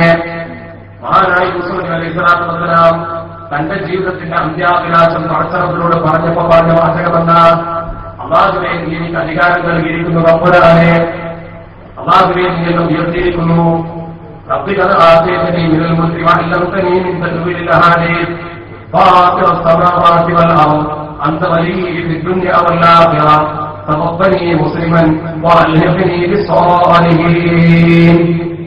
മഹാനായ യൂസുഫ് തങ്ങളുടെ പ്രാർത്ഥനയുടെ അന്ത്യനോക്കലുകൾ തവഫനി മുസ്ലിമ, എന്നെ നീ മുസ്ലിമായി മരിപ്പിക്കണേ, പോരാ വഅൽഹിഖ്നി ബിസ്സാലിഹീൻ, സജ്ജനങ്ങളുടെ കൂടെ എന്നെ നീ ചേർത്തി തരണേ തമ്പുരാനേ. എന്തിനാണ് സജ്ജനങ്ങളുടെ കൂടെ ചേർക്കുന്നത്? എന്തിനാണ് സജ്ജനങ്ങളുടെ കൂടെ ചേർക്കുന്നത്? വഅൽഹിഖ്നി ബിസ്സാലിഹീൻ. മഹാനായ യൂസുഫ് തങ്ങൾക്ക് എന്നെ മുസ്ലിമായി മരിപ്പിക്കണമെന്ന് പറഞ്ഞാൽ പോരാ വഅൽഹിഖ്നി എന്നെ നീ ചേർത്തിക്കൊണ്ട ബിസ്സാലിഹീൻ, നല്ല നല്ല മനുഷ്യന്മാരുടെ കൂട്ടത്തിൽ എന്നെ നീ ചേർത്തിക്കൊണ്ടേ, നല്ലതിന്റെ കൂടെ നിൽക്കണം. സുലൈമാൻ നബി അലൈഹി സ്വലാത്തു വസ്സലാം ജന്തുമൃഗാദികളുടെ സകലമായ ഭാഷകളും പഠിച്ച മഹാനാണ്. ഉറുമ്പ് പോലും സംസാരിച്ചാൽ അറിയും.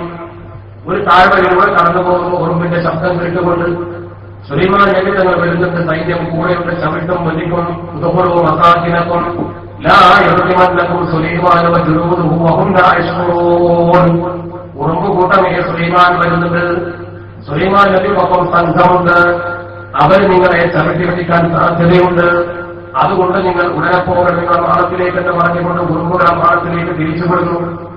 ഈ കൗതുകകരമായ കണ്ടപ്പോൾ സുലൈമാൻ നബിക്ക് പുഞ്ചിരി വരുന്നു.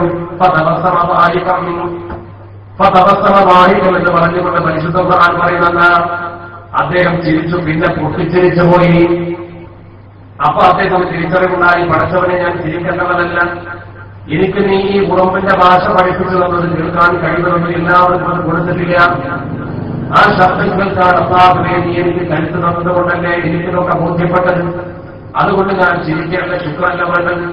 അവിടെ വെച്ചുകൊണ്ട് തന്നെ ദുആ ചെയ്തു, റബ്ബി ഔസിഅ്നി അൻ അശ്കുറ നിഅമതക അല്ലതി അൻഅംത അലൈക വഅലാ വാലിദയ്യ വഅൻ അഅമല സാലിഹൻ തർളാഹ് വഅദ്ഖിൽനി ഫീ ജന്നതിക മഅ ഇബാദിക സ്വാലിഹീൻ. ഇബാദു സ്വാലിഹീന്റെ കൂടെ നിന്റെ സ്വർഗ്ഗത്തിൽ എന്നെ പെടുത്തണേ. നിങ്ങളുടെ ഇബാദു സ്വാലിഹീൻ വഅദ്ഖിൽനി ഫീ റഹ്മതിക ഫീ ഇബാദിക സ്വാലിഹീൻ വഅദ്ഖിൽനി ഫീ റഹ്മതിക ഫീ ഇബാദിക സ്വാലിഹീൻ. പടച്ചവനെ നിന്റെ കരുണ കൊണ്ട് നിന്റെ ഇബാദു സ്വാലിഹീന്റെ കൂടെ എന്നെ ചേർക്കണേ. സുലൈമാൻ നബി ദ്വാരക്കണം, പടച്ചവനെ നിന്റെ നല്ല അടിമകളുടെ കൂടെ എന്നെ ചേർക്കണേ. അതങ്ങനെ നമ്മൾ സ്വയം വലുതായാൽ പോരാ, നമ്മൾ നല്ലതിന്റെ കൂടെ നിൽക്കണം. കന്യാകുസ്ഥാന്റെ കൂടെ നിന്നാൽ രക്ഷപ്പെടുന്ന ഉറപ്പാട്ടെ. ജീവിതത്തിൽ ഇത്ര വലിയ സൂക്ഷ്മത കൊടുത്ത മഹാന്മാർ കേട്ടിട്ടുണ്ടോ, കണ്ടിട്ടുണ്ടോ? അദ്ദേഹത്തിന്റെ ജീവിതത്തിന്റെ വിശുദ്ധി എന്ന് പറഞ്ഞാൽ എത്ര വലുതാ. ജീവിത വിശുദ്ധിയിൽ ഒരു തലക്കും ഒരു ഹറാമായ പൈസയോ ഹറാമായ പ്രവർത്തനമോ പോയിട്ട് കറാഹത്ത് പോലും തൊടാത്തൊരു മനുഷ്യൻ. എന്തെങ്കിലും ഒരു സംശയം തന്റെ ജീവിതത്തിൽ തോന്നിക്കഴിഞ്ഞാൽ അപ്പോൾ അദ്ദേഹം ആ ഭാഗം ഒഴിവാക്കും. നിങ്ങളൊക്കെ പലപ്പോഴും കേട്ടതായിരിക്കും, എങ്കിൽ ഞാൻ ഒന്നുകൂടി പറയും. ഞങ്ങൾക്കൊക്കെ പരിചയമുള്ളൊരു വ്യാപാരിയുടെ കൂടിക്കൊണ്ട് അദ്ദേഹം ഒരു പലചരക്ക് കച്ചവടക്കാരന, പ്രത്യേകിച്ച് വലിയ വലിയ ചായപ്പൊടി പോലെ സാധനങ്ങളൊക്കെ ഒന്നുമായിട്ട് കൊണ്ടുവന്ന് വെക്കുന്ന ആ ഹോൾസെയിൽ ബിസിനസ്. ഇയാൾ വീട്ടിലേക്ക് കന്യാകുസ്ഥാനെ കാണുമെന്ന ഒരു ചായപ്പൊടിയുടെ പാക്ക് കൊണ്ടുവന്ന് ഹതി കൊടുത്തു. എന്ത് ഹതിയെ കൊടുത്താലും പരിചയമില്ലാത്ത ആൾ കൊടുത്താൽ കന്യാകുസ്ഥാൻ 3 ചോദ്യം ചോദിക്കും. കൊടുത്തവരാരെങ്കിലും ശാസ്ത്രങ്ങളിൽ നമുക്ക് ബോധ്യം. 3 ചോദ്യം ചോദിച്ചിട്ട് പരിചയമില്ലാത്ത ഒരാളെ കയ്യിൽ നിന്ന് കന്യാകുസ്ഥാൻ സാധനം സ്വീകരിക്കും. എന്താ ചോദിക്കുക? ആദ്യം ചോദിക്കും, ഇതെന്തിനാണ്? നിനക്കെന്താ ജോലി? നിനക്കെത്ര ശമ്പളം? ഈ 3 ചോദ്യത്തിന് മറുപടി. ഇതെന്തിനാന്ന് വെച്ചാൽ ഇതൊക്കെ സ്വാധീനിച്ചുകൊണ്ട് നേടാനാണ് നടക്കുന്നത്. നിനക്കെന്താ ജോലി ചോദിച്ചാൽ ഇയാൾ ഹരാനായ വരുമാനമുള്ള ആളാണ്. എത്ര ശമ്പളം ചോദിച്ചാൽ കുടുംബപ്പെടുത്താൻ ഉണ്ടായതിനു ശേഷം പിന്നെ എനിക്കിത് കൊണ്ടുതരാമെന്ന് കപ്പാസിറ്റിയുണ്ടോ? അതോ വലുതാൻ വേണ്ടി ദൂരം നോക്കാൻ എനിക്ക് കൊണ്ടുവരാമെന്ന് ചിന്തിക്കാൻ. എല്ലാം സൂക്ഷിച്ച് ചോദിച്ച ശേഷം അദ്ദേഹം ബോധ്യപ്പെട്ടാൽ ചെയ്യും. ഈ വ്യക്തി തൂക്കിപ്പിടിച്ചുകൊണ്ട് ചായപ്പൊടി, വലിയൊരു പാക്ക് ചായപ്പൊടി കൊണ്ടുവന്ന് വിൽക്കാൻ ചെയ്യാൻ ചായപ്പൊടി കൊണ്ടുവന്നപ്പോൾ ചോദിച്ചു, ഇതെന്തിനാണ്? അത് ഉസ്താനെ കൊണ്ട് ദ്വാരപ്പിക്കാനാണ്, വേറൊന്നുമില്ല. വേറെ കാര്യം ഉസ്താനെ കൊണ്ട് ദ്വാരപ്പിക്കാൻ. അപ്പൊ ഇതെന്തിനാ കൊണ്ടുവന്ന് ദ്വാരപ്പിക്കാൻ? എന്തിനാണ് ഇതിങ്ങനെ ദ്വാരപ്പിക്കാതിന്റെ ആവശ്യമില്ല. അതിന് ഇത് കൊണ്ടുവന്ന് എന്നോട് ദ്വാരപ്പിക്കാൻ പറഞ്ഞാൽ പോലെ.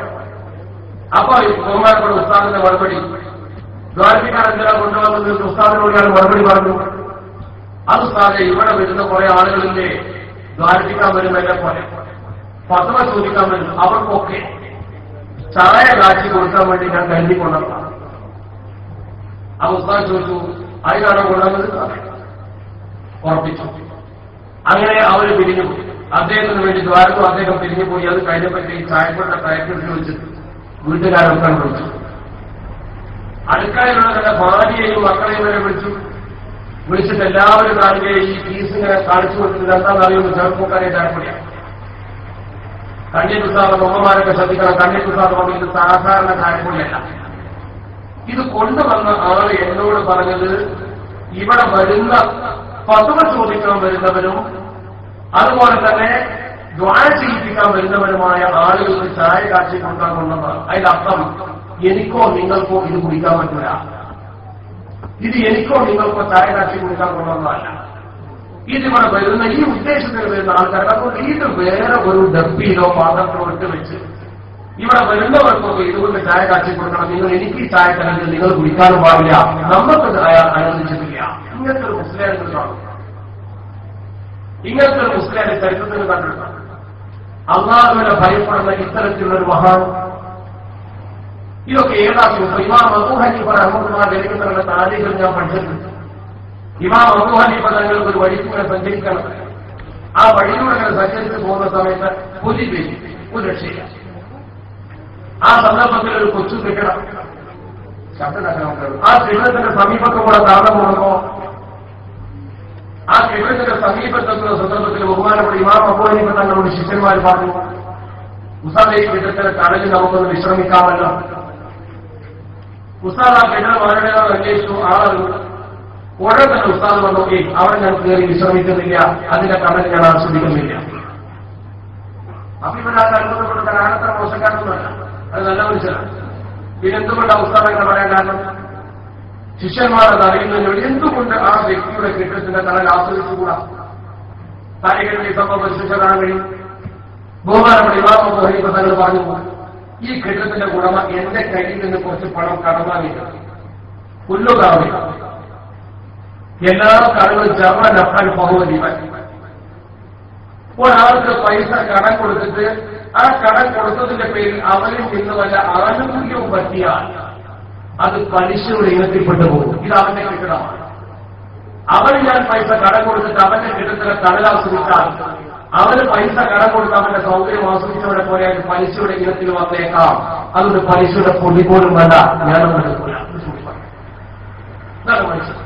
ഇതാണ് അള്ളാഹുവിനെ ഭയപ്പെടുന്ന ഒരു മഹാപണ്ഡിതന്റെ ജീവിതം. കന്യാകുമാരുടെ ജീവിതവുമായി തട്ടിച്ചതും ആ പഴയ പാരമ്പര്യം ഏറെ നാട്ടിൽ ജീവിച്ച ഒരു പാവപ്പെട്ട മനുഷ്യൻ നിലനിർത്തി. ആ മഹത്വം കൊണ്ട് ജനങ്ങൾ മുഴുവൻ അദ്ദേഹത്തെ അംഗീകരിച്ചു. അദ്ദേഹത്തിന് അംഗീകാരമുണ്ടായി. ശത്രുക്കൾ പോലും അദ്ദേഹത്തെ അംഗീകരിച്ചു. അവർക്കും അദ്ദേഹത്തെ കുറിച്ച് എതിർപ്പില്ല. അദ്ദേഹത്തെയാണ് സമരത്തിന്റെ പ്രസിഡന്റായി നമുക്ക് അള്ളാഹു കാണിച്ചത്. പ്രതിസന്ധി നിറഞ്ഞ സമയത്ത് നമ്മുടെ മുമ്പിൽ അദ്ദേഹത്തെയാണ് പ്രസിഡന്റ് കാണിച്ചത്. അതിനപ്പുറം കേരളത്തിൽ ഒരു വിശ്വാസയോഗ്യനായ നേതാവില്ല. നിങ്ങളൊരു സംഘത്തിൽ അണിനിരക്കുന്നവരുടെ നേതൃത്വം നോക്കണ്ടേ? അതിനേക്കാൾ വലിയ ശുദ്ധനായ നേതാവാണ്. ആ ശുദ്ധനായ നേതാവിനെ കണ്ടുകൊണ്ട് വളർന്നവരാണ് നമ്മൾ. അങ്ങാടിയിൽ പോയി ബഹുമാനപ്പെട്ട ഒരു മത്തി വാങ്ങി. ഒരണക്ക് 10 മത്തിയാണ്. കച്ചവടക്കാരോട് ചോദിച്ചു, ഒരണക്കത്ര മത്തി 10. അയാൾ പൊതിഞ്ഞു കൊടുത്തു. വീട്ടിൽ കൊണ്ടുവന്ന് ഭാര്യയുടെ കയ്യിൽ കൊടുത്തിട്ട് വന്ന് 10 മത്തിയാണ് അയാൾക്ക് നോക്കിക്കോ, എന്നിട്ട് നന്നാക്കി അതുകൊണ്ട് കറി വെച്ചു. ഭാര്യ എണ്ണേറ്റ് വന്നു 12 മത്തിയും വെച്ചു. ഉടനെ അത് കൊടിയാൻ പറഞ്ഞു. തിരിച്ച് കടക്കാനടുത്തേക്ക് പോയി. തെരുവിൽ മത്സ്യപിടുത്തൽ കയ്യിൽ കൊണ്ടുപോയി ചോദിച്ചു, ഒരണക്കെത്രയാ? 10. ഇതല്ല, ഇത് 12 ഉണ്ട്. അവൻ പറഞ്ഞു, അത് ഞാൻ ഉസ്താദിനായതുകൊണ്ട് 2 ഏറെ വെച്ചത്. ബഹുമാനപ്പെട്ട ഉസ്താദ് പറഞ്ഞു, എന്റെ വീട്ടിലേക്ക് കൊണ്ടുപോകുന്നതിൽ നിന്റെ വക ഒരു സാധനം വെക്കുമ്പോ നീ എന്നോട് പറയണേ. എല്ലാവർക്കും ഒരാൾക്ക് 10 കൊടുത്ത് എനിക്ക് 12 തരുമ്പോ എന്റെ സമ്മതമുണ്ടോ നോക്കണ്ടേ? നിന്റെ സാധനം എന്നെ തീറ്റുമ്പോൾ എനിക്ക് കബൂലിയത്തുണ്ടോ നോക്കണം. അതുകൊണ്ട് നിന്റെ കച്ചവടം എനിക്ക് വേണ്ട, തിരിച്ചു കൊണ്ടുപോകും. അതൊരു സൂക്ഷ്മതയാണ്. കാരണം ആ 2 മത്തി കഴിക്കാൻ അദ്ദേഹത്തിനെ കൊള്ളുമോ ഇല്ലേ എന്നുള്ള തീരുമാനിക്കണമെങ്കിൽ അവന്റെ ജീവിതവുമായി ബന്ധപ്പെട്ട വിഷയമാണ്. അവന്റെ സാധനം തിന്നുമ്പോൾ അവൻ ഏത് തരത്തിൽ ജീവിക്കുന്നു എന്ന് അദ്ദേഹത്തിന് അറിയണം. എന്റെ ഒരു പ്രിയപ്പെട്ട സുഹൃത്ത് വീട് കെട്ടിയിട്ട് ബഹുമാനപ്പെട്ട കന്യാകുമാരിന്റെ വീട്ടിലേക്ക് ക്ഷണിച്ചല്ലോ ഉദ്ഘാടനത്തിന് വേണ്ടി ക്ഷണിച്ചപ്പോൾ കന്യാകുമാരിന്റെ വീട്ടിൽ ചെന്നപ്പോൾ ഉസ്താദെ ഞാനൊരു വീടുണ്ടാക്കിയിട്ടുണ്ട്. ഉടനെ അവരുടെ ചോദ്യം, എത്ര വീടിന് പൈസ ആയിരുന്നു? ഇത്ര ലക്ഷം തന്നെ. ആ ലക്ഷം കേട്ടതോടുകൂടി ബഹുമാനപ്പെട്ട ഉസ്താദ് ചോദിച്ചു, നിനക്കെന്താ ജോലി? ഞാൻ സൗദിയില്ല. നിനക്കെത്ര ശമ്പളം? എനിക്ക് കച്ചവട ശമ്പളം, എന്റെ തന്നെ സ്ഥാപനം. അപ്പൊ ഉസ്താദിനെ മനസ്സിലായി ഇവരങ്ങനെ വീട് വെക്കാനുള്ള വകയൊക്കെ അൽഹംദുലില്ല. എന്താ ഞാൻ പറഞ്ഞത്? ഉസ്താദ് ദ്വാരക്കണം. അൽ ഫാത്തിഹ അപ്പകെന്ന് പറഞ്ഞു. ഇയാൾ പറഞ്ഞു, ഉസ്താദ് ഇപ്പൊ ദ്വാരക്കാനല്ല പറഞ്ഞു. എനിക്കെന്റെ വീട്ടിൽ ഉസ്താദ് വന്ന് കാഴ്ച. നിന്റെ വീട്ടിൽ ഞാൻ വരണോ? വേണം.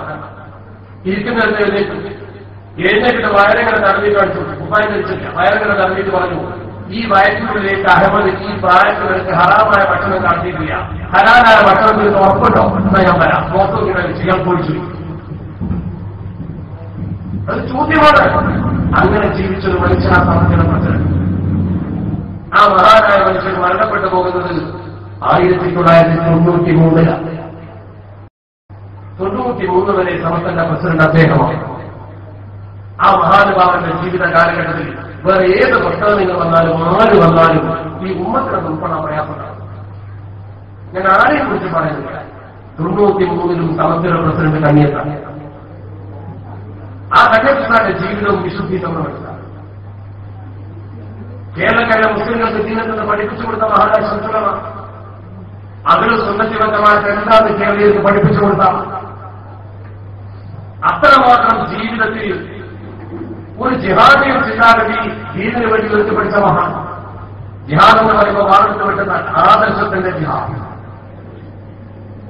എല്ലാ എതിർപ്പുകളെയും തുറന്നാൽ വിരിച്ചുകൊണ്ട് ഈ സമൂഹത്തിന് സുന്നത്യമായിട്ട് എന്താണെന്ന് പഠിപ്പിച്ചു കൊടുത്തു. നമ്മളെയൊക്കെ ബഹുമാനപ്പെടുന്ന ശരിക്ക് ഒരു സിംഹം കാവൽ നിൽക്കുന്ന ഞാൻ എപ്പോഴും പറയാം,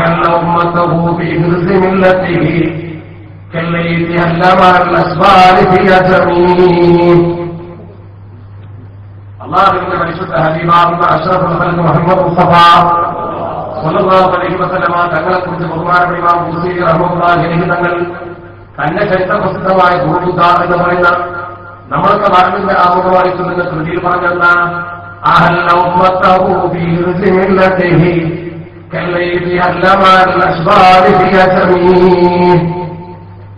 തന്റെ ഉമ്മത്തിനെ തന്റെ വില്ലത്താകുന്ന കോട്ടിൽ ഇറക്കി നിർത്തിയിട്ട് ഒരു സിംഹം തന്റെ കുട്ടികൾക്ക് എങ്ങനെയാണോ ഗുഹാമുഖത്ത് കാവൽ നിൽക്കുന്നത് എന്നതുപോലെ അള്ളാഹുവിന്റെ ഹബീബാകുന്ന മുത്ത് മുഹമ്മദ് മുസ്തഫ സ്വല്ലല്ലാഹു അലൈഹി വസല്ലമ തങ്ങളുടെ ഉമ്മത്തിന് കാവൽ നിന്നിരിക്കുന്നു എന്നതുപോലെ സമത്യാകുന്നവന്റെ കോട്ടക്കുള്ളിൽ നമ്മൾ നിർത്തിയിട്ടതിന്റെ കാവൽ ഭടനായി എല്ലാ ശത്രുക്കളെയും എതിർത്തുകൊണ്ട് ബഹുമാനപ്പെട്ട സംസദം നമുക്ക് മുമ്പിലുണ്ടായിരുന്നു.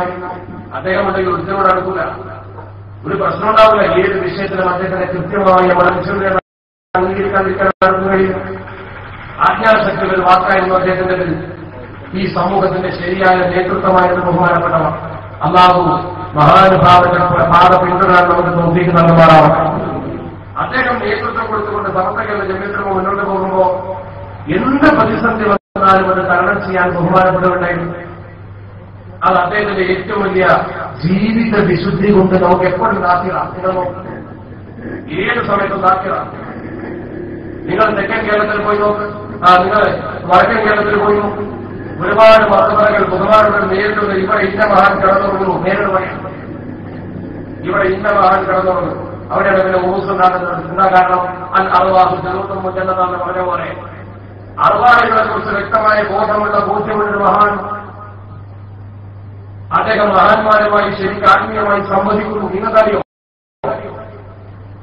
മുത്തുപേട്ടയിൽ ബഹുമാനപ്പെട്ടവർ പോയി മുത്തപ്പേട്ട ദാവൂദ് ഹക്കീം റഹ്മത്തുള്ളാഹി അലൈഹി ദർഗാശേരി ശിവനക്ക് വലിയ ആത്മീയ ബന്ധം. മുത്തപ്പേട്ട ദർഗാശേരിക്ക് ബഹുമാനപ്പെട്ടവർ എത്രമാത്രം ബന്ധമുണ്ടെന്ന് അറിയാൻ ആ മഹാനുഭാവന്റെ ജീവിതത്തിൽ അദ്ദേഹം അവിടെ ചെയ്ത ചില പ്രവർത്തനങ്ങൾ പരിശോധിച്ചാൽ നമുക്ക് കാണാൻ. അദ്ദേഹത്തിന്റെ ഏറ്റവും വലിയ പ്രത്യേകത ഞാൻ എപ്പോഴും പറയാറുണ്ട്,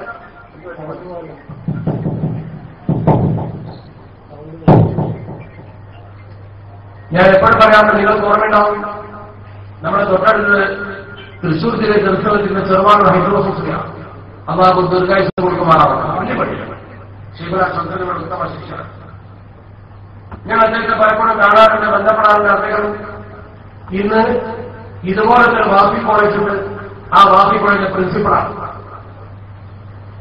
ആ വാഫി കോളേജിൽ നടക്കുന്ന തൃശ്ശൂർ ജില്ലയിലെ ചിമ്മിനി ഡാമിനടുത്ത ആ പ്രദേശത്ത് അദ്ദേഹം പ്രിൻസിപ്പളായ ദാറു തഖ്വ ഇൻസ്റ്റിറ്റ്യൂട്ട് എന്ന് പറയുന്ന ഒരു വാഫി കോളേജ്. ആ കോളേജിന്റെ പ്രിൻസിപ്പളായി പ്രവർത്തിച്ച് നേരത്തെ ചെറുവാടിലാണ് ദർശനം കിട്ടുന്നത്. ചെറുവാടിന് ദർശനം അദ്ദേഹം നേരിട്ട് എന്നോട് പറഞ്ഞ കാര്യമാണ് നിങ്ങൾ പലരും കിട്ടുന്നത്. ഉമ്മമാര് മനസ്സിലാക്കാൻ വേണ്ടി തന്നെ പറഞ്ഞ സമസ്ത എന്താണെന്ന് മനസ്സിലാക്കാൻ. ചെറുവാട് ഉസ്താദിന്റെ ചെവിക്ക് വലിയ വേദന വരും ദർശ നടത്തുന്ന സമയത്ത്, സൈകെട്ട വേദന.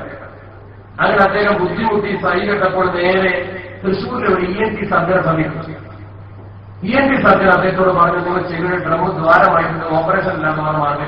എന്ത് ചെയ്തു? ഡ്രമ്മിന് ദ്വാരമായ മാർഗമാണ്. നമുക്കൊരു സ്വഭാവമുണ്ട്, അങ്ങനത്തെ ഒരു വിവരം നമ്മുടെ കയ്യിൽ കിട്ടിയ ഒരു ഡോക്ടർ ഇങ്ങനെ പറഞ്ഞാൽ ഓപ്പറേഷൻ ഡോക്ടറെ വിളിച്ചാൽ ഓപ്പറേഷൻ വിധിക്കാത്ത വരെ ഡോക്ടറുണ്ടോ നോക്കുന്നത്. അങ്ങനെയുള്ള സ്വഭാവം ഉടനെ അദ്ദേഹം വേറൊരു ഡോക്ടറെ അദ്ദേഹം പരിശോധിച്ച് ഇതേ വിധേന ഓപ്പറേഷൻ തന്നെ മാറില്ല. 5 ഡോക്ടർമാരെ മാറി കണ്ടു. കോയമ്പത്തൂരെ പ്രഗത്ഭര ENT സർജനെ കണ്ട് ഓപ്പറേഷൻ ചെയ്യാൻ നിങ്ങൾ ശരിയാവില്ല, എല്ലാവരും ഒന്നെ പറഞ്ഞു. എന്നാ പിന്നെ ഓപ്പറേഷൻ തന്നെ തീരുമാനിച്ചു. വേദന മാറും, ഇടയ്ക്ക് വേദന വരുമ്പോൾ ഓപ്പറേഷൻ ചെയ്യാൻ തീരുമാനിച്ച് ഞങ്ങളൊക്കെ കണ്ട് കാര്യങ്ങളൊക്കെ ഏർപ്പാട് ചെയ്ത് തൃശ്ശൂരിൽ തന്നെ അഡ്മിറ്റ് ചെയ്യാൻ ഏർപ്പാട് ചെയ്ത് അദ്ദേഹം അതിന്റെ അനുബന്ധമായ പരിശോധനകളൊക്കെ നടത്തി ഈ ഡ്രമ്മിന്റെ എക്സ്റേ ഒക്കെ റെഡിയാണ് അദ്ദേഹത്തിന്റെ കയ്യിൽ. പക്ഷെ ഓപ്പറേഷന് വെച്ച ഡേറ്റിന് മുമ്പ് എന്റെ ഉസ്താദിന്റെ കാരണമെന്ന് തീരുമാനിച്ച് അദ്ദേഹത്തിന്റെ പ്രിയപ്പെട്ട ഉസ്താദ് ശിവരാജ് ശംസുലുമായി സമീപത്തേക്ക് കോഴിക്കോടിയിരുന്നു. വെള്ളിമാട് വെച്ചിരുന്ന ശിവരാജ് ശിവരാജ് ഇങ്ങനെ ഒരു പ്രശ്നമുണ്ട്, ഞാൻ ഓപ്പറേഷൻ ചെയ്യാൻ പോവാണ്, അവിടെ ശിവരാജ് ദുആ ചെയ്യണമെന്ന് പറഞ്ഞു. ദുആ ചെയ്യണമെന്ന് പറഞ്ഞ ഉടനെ ശിവന് അക്ഷരം കൊണ്ടു ഞാൻ ദുആ ചെയ്യുന്നു. മിണ്ടാതിന് തലത്തായിരുന്നു ഉസ്താദിന്റെ ഒരു ശിശുരാണെങ്കിൽ കുറെ സമയം ഇരുന്ന ശേഷം ശിവരാജ് ശംസുലമ തല ഉയർത്തി പിടിച്ചുകൊണ്ട് പറഞ്ഞു, ഓപ്പറേഷനൊക്കെ അതിന്റെ വഴിക്ക് നടക്കട്ട. ഞാൻ നിന്റെ കേസിൽ മുത്തുപേട്ട ദാവൂദ് ഹക്കീം തങ്ങളുമായിട്ടൊന്ന് മുശാവറ ചെയ്തിട്ടുണ്ട്, അവിടുന്ന് തീരുമാനം ഉണ്ടാവാതിരിക്കില്ല, യാസീൻ ഓതി പോയിക്കോണം. മുത്തുപേട്ട ദാവൂദ് ഹക്കീം തങ്ങൾക്ക് യാസീൻ ഓതാൻ കരുത്തണം. ബഹുമാനപ്പെട്ടവർ തന്റെ നാട്ടിൽ വന്നു, യാസീൻ ഓതി കിടന്നുറങ്ങി. പിറ്റേ ദിവസം എഴുന്നേറ്റു. ചെറുവാളിലേക്ക് ദർശനം പോകാൻ വേണ്ടി അദ്ദേഹം വൈകുന്നേരത്തോടുകൂടി ഷൊർണൂർ റെയിൽവേ സ്റ്റേഷനിൽ അസർ നിസ്കരിക്കാത്തതുകൊണ്ട് നിസ്കരിച്ചിട്ട് പോകാമെന്ന് കരുതി പള്ളിയിൽ പോയി നിസ്കരിച്ചു. നിസ്കാരം കഴിഞ്ഞപ്പോൾ അദ്ദേഹത്തിന് വലിയൊരു ക്ഷീണം, ഉറക്കം വരുന്ന പോലെ തോന്നി. പള്ളിയിൽ കിടന്നു ഉറങ്ങി. ഉറക്കത്തിൽ അദ്ദേഹം ആരോ അദ്ദേഹത്തെ എടുത്തുകൊണ്ടുപോകുന്നതായി അനുഭവിച്ചു. കോലാഹലങ്ങളും ഒരു ആശുപത്രിയിലേക്ക് അദ്ദേഹത്തെ ബെഡിൽ കിടത്തി കൊണ്ടുപോകുന്ന രംഗവുമൊക്കെ അദ്ദേഹത്തെ കണ്ടു. അല്പം വേദനിച്ചപ്പോൾ അദ്ദേഹം മൃത്യുവും നോക്കും. ഇവിടെ ചില പാട്ടുകൾ അങ്ങനെ അദ്ദേഹം ഡോക്ടറെ ചെയ്ത് പരിശോധിച്ചു. പരിശോധനയിൽ ഡോക്ടർ പറഞ്ഞു, നിങ്ങളുടെ ചെവിയുടെ പ്രശ്നം തീർന്നിട്ടല്ലോ. എങ്ങനെയാ തീർന്നത് അദ്ദേഹത്തിനോടില്ല ഡോക്ടർ പറഞ്ഞു. മുത്തപ്പയുടെ നാവുകളിലേക്ക് ഞങ്ങൾ നിന്റെ പ്രശ്നത്തിന് പരിഹാരം ഉണ്ടാക്കുന്ന സംശയമോ പറഞ്ഞിരുന്നു. അത് പറഞ്ഞ ദിവസം കഴിഞ്ഞ് നേരത്തോട് നേരമായിട്ട് അദ്ദേഹത്തിന് കൃത്യമായൊരു പരിഹാരം ഉണ്ടാക്കാൻ എങ്ങനെ കഴിഞ്ഞു? മുത്തപ്പേട്ട ദാവൂദിലേക്ക് ഞങ്ങളുടെ ശേഖരങ്ങളുടെ ബന്ധം വിശ്വസിക്കാൻ കഴിയാത്തവർക്ക് പ്രയാസമാണ്. ഈ മുത്തപ്പേട്ട ദാവൂദിലേക്ക് ഞങ്ങളുടെ ദർഗയിലേക്ക് ബഹുമാനപ്പെട്ട ശംസനമാണ് 4 ദിവസത്തെ യാത്ര. ആ യാത്രകൾ നടത്തുന്ന സമയത്ത് അദ്ദേഹം ഒരു നല്ല മനോഹരമായ ഒരു കടലാസിൽ നല്ല ലിപിയിൽ മുത്തപ്പേട്ട ദാവൂദിലേക്ക് തങ്ങളെ കുറിച്ച് നല്ലൊരു കവിത എഴുതിയിട്ടുണ്ട്. ആ കവിത എഴുതിണ്ടാക്കിയത് പ്രൈവ് ചെയ്തിട്ടാണ് കൊണ്ടുപോയി. അദ്ദേഹം അവിടെ ചെന്ന് ദർഗ അടച്ചിട്ട് രാത്രി ദർഗ അടച്ചിട്ടുള്ള ഹാദിമികൾ എല്ലാവരും കൂട്ടി ഈ ബൈക്ക് ജവാബർക്ക് അവരെ കൊണ്ട് ചെയ്യിച്ചുകൊണ്ട് 3 ദിവസം രാത്രി ചെയ്തിട്ടായി. 4 ദിവസം പോകുന്ന സമയത്ത് അവിടെ തൂക്കിയിട്ട് ഇന്നും നിങ്ങൾ മുത്തപ്പേട്ടയിൽ ചെന്നാൽ മുത്തപ്പേട്ട ദർഗ ജിയാറത്ത് ചെയ്ത് നേതൃത്വം നിങ്ങളെ സ്വാഗതം ചെയ്യും. അവരുടെ ഹാദിമികൾ ഇതാ ശംസനയുടെ ബൈക്ക് വേറൊരാളെ ബൈക്കോടെ ആ ബൈക്ക് പ്രിന്റ് ചെയ്ത് കളറിൽ പ്രിന്റ് ചെയ്തവർ നമുക്ക് വിൽപ്പനക്ക് തരും. അങ്ങോട്ട് കടക്കുമ്പോൾ വലതുവശത്ത് ചുവരിൽ ആ ബൈക്കുകൾ തൂക്കിയിരിക്കുക.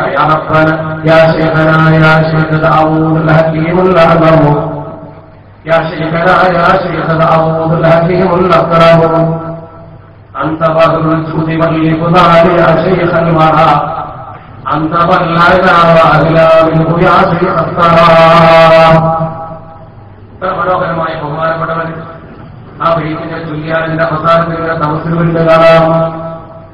يا ربنا بحق هذا الشيخ الأوض الولي ادفع فقرا وفقا بنبريك الجليل. മനോഹരമാണത്. ശേഖന അവിടെ കൂടെ നിൽക്കുന്ന ആളുകളൊക്കെ ജവാബ് ചൊല്ലിച്ചോട്ടെ. ഒന്ന് നോക്ക് നിങ്ങൾ. മഹാനവர்கள் പറയുന്ന വാക്കുകളെന്താ? يا ربنا بحق هذا الشيخ الأوض الولي افتح الأبواب بركات وخير مبتلي. ബഹുമാനപ്പെടുകയാണ്. ഇത് മനോഹരമാണ്. يا ربنا بحق هذا الشيخ الأوض الولي ادفع فقرا وفقا بنبريك الجليل. لا إله إلا الله لا إله إلا الله محمد رسول الله. അങ്ങനെ ചികിത്സിതരട്ടെ. അങ്ങനെ ചികിത്സയ്ക്ക് ശേഷമാണ് ആ ബൈക്കോടെ തൂക്കിയിരുന്നാൽ അവിടെയുള്ള ആളുകൾ പറയും. ആ മുത്തപ്പേട്ട ഹക്കീമകളുമായി വലിയ ബന്ധമാണ് അദ്ദേഹത്തിന്. ആ ബന്ധം പലപ്പോഴും പല കാര്യത്തിലും പലർക്കും ഉപകരിച്ചിട്ടുണ്ട്. അത്ര വലിയ ഔലിയാക്കളുമായി ബന്ധമുള്ള ഔലിയാക്കളെ മുഖിപ്പായിരുന്നു ശേഖരാശുദ്ധരമ. അദ്ദേഹമാണ് നമ്മുടെ കാണുന്ന സമസ്തയുടെ തലപ്പത്തുണ്ടായിരുന്നത്. ആ മഹാനാണ് സമസ്തകളുടെ ജമീയത്തുമായി നയിച്ചത്. ആ മഹാൻ സമസ്തയെ നയിക്കുമ്പോൾ സകല വിലയിൽ പ്രസ്ഥാനങ്ങൾക്കെതിരെയും സമൂഹത്തെ ഉത്ബോധിപ്പിച്ചു. ശരീരത്ത് പ്രശ്നം വന്നപ്പോൾ നമ്മുടെ തലപ്പത്ത് നിന്നു. കാദിയാനി പ്രശ്നം വന്നപ്പോൾ നമ്മളെ നയിച്ചു. മിഷണറി പ്രശ്നം വന്നപ്പോൾ നമ്മളെ നയിച്ചു. ഒരു കാലഘട്ടത്തിലെ ഇതിഹാസ പുരുഷന്മാരി പറയുന്നത് ഈ ഉമ്മത്തിന് എന്തൊക്കെ പ്രശ്നം വന്നു അപ്പോഴൊക്കെ കാവൽ പഠനമായി ശ്രീകുറിക്കും. അവിടെ നിങ്ങൾക്കാണ് സമസ്തയുടെ പ്രയാണം കൂടുതൽ ഊർജിതമാക്കുന്നത്. ഇതൊക്കെ കേരളത്തിലെ മുസ്ലിം ഉമ്മത്തിന്റെ അവസ്ഥ നോക്കുന്നത്. ഇത്രയധികം മദ്രസകൾ കൊണ്ടു നടക്കുന്ന ഏജൻസി ഇവിടെ കേരളത്തിലെ 12 ലക്ഷം മതപഠിതാക്കളുടെ സമസ്ത. 1 ലക്ഷം അന്യങ്ങളുടെ കർമ്മമതത്തിൽ 12ാം ക്ലാസ് വരെ കൃത്യമായ സിലബസ്, 1 മുതൽ 12 വരെ കൃത്യമായ പുസ്തകം സിലബസ് പരിശോധിക്കാൻ ഇൻസ്ട്രക്ടർമാരും പരിശീലിപ്പിക്കാൻ ട്രെയിനർമാരും ഖുർആൻ പരിശീലിപ്പിക്കാൻ താലിമുമാരും സന്ദേശം എത്തിക്കാൻ മുബല്ലിഗുമാരും സെക്രട്ടേറിയറ്റ് പോലെ 24 മണിക്കൂർ എന്ന പോലെ പ്രവർത്തിക്കുന്ന ചേരാൻ നോക്കി. ഇപ്പൊ നിങ്ങൾ ബന്ധപ്പെട്ട് നോക്കൂ. ഇപ്പോൾ നിങ്ങൾ കോൺടാക്ട് ചെയ്യാനും സൗകര്യം പറഞ്ഞാണ്. കൃത്യമായ ഒരു സംവിധാനമുള്ള ജമിയത്തുൽ മുഅല്ലിമീന മഹാസമ്മേളനം കോഴിക്കോട്ട് ചേരാനി നടക്കുന്ന സന്ദർഭത്തിൽ അന്നത്തെ വിദ്യാഭ്യാസ മന്ത്രി പ്രസംഗിച്ചത് എനിക്ക് ഇപ്പോഴും ഓർമ്മ. വിദ്യാഭ്യാസ മന്ത്രി സമ്മേളനത്തിൽ ഒരു സെഷൻ ഉദ്ഘാടനം ചെയ്യാൻ വേണ്ടി ഉച്ചയ്ക്ക് വരുമ്പോ അന്നത്തെ മലയാള പത്രത്തിലെ 1ാമത്തെ വാർത്ത അഥവാ പ്രധാന ന്യൂസ് കാലിക്കറ്റ് യൂണിവേഴ്സിറ്റിയിലെ ബിരുദ പരീക്ഷയുടെ മൂല്യനിർണ്ണയം നടത്താത്ത പേപ്പർ കോഴിക്കോട്ട് അങ്ങാടിയിലെ മാർക്കറ്റിൽ പശു തിന്നുന്ന ഫോട്ടോ. പശുവിന്റെ ഫോട്ടോ. ആ ഫോട്ടോ അങ്ങനെ കണ്ടിട്ട് അത് കണ്ടിട്ട് ആളുകൾക്ക് അതിനെക്കുറിച്ച് കമന്റ് പറഞ്ഞിരിക്കുന്ന സമയം കാലിക്കറ്റ് യൂണിവേഴ്സിറ്റിയിലെ പരീക്ഷാ വിഭാഗത്തിൽ നിന്ന് ചോർന്നു പോയ പേപ്പർ കോഴിക്കോട്ടെ മാർക്കറ്റിൽ മാർക്കിടാത്ത പേപ്പർ, മൂല്യനിർണ്ണയം നടത്താത്ത പേപ്പർ. ഇത് കണ്ടിട്ട് യൂണിവേഴ്സിറ്റിയിലെ 2-3 കിലോമീറ്റർ ഇപ്പുറത്താ ചേരാൻ വിദ്യാഭ്യാസ മന്ത്രി പ്രസംഗിച്ചു. തൊട്ടപ്പുറത്തുള്ള കാലിക്കറ്റ് യൂണിവേഴ്സിറ്റിയിൽ നിങ്ങളെക്കാലത്തുള്ള ഒരു ശമ്പളം കൊടുത്തിട്ടു ആളുകളെ നിർത്തിയിട്ട് അവർക്ക് പരീക്ഷയുടെ പേപ്പർ മൂല്യനിർണ്ണയം നടത്താൻ പോയിട്ട് സൂക്ഷിക്കാൻ പോലും പറ്റില്ല. അതുകൊണ്ട് ആ പശു കോഴിക്കോട്ടുന്ന ഫോട്ടോ ഇന്നത്തെ പത്രത്തിൽ വന്നത്. നിങ്ങൾ കൃത്യമായി പരീക്ഷ നടത്തി 9,000-ഓളം മദ്രസകളുടെ റിസൾട്ട് കൃത്യസമയത്ത് പ്രസിദ്ധീകരിക്കും. ഒരു ആക്ഷേപവും ഇതുവരെ ഉണ്ടായിട്ടില്ല.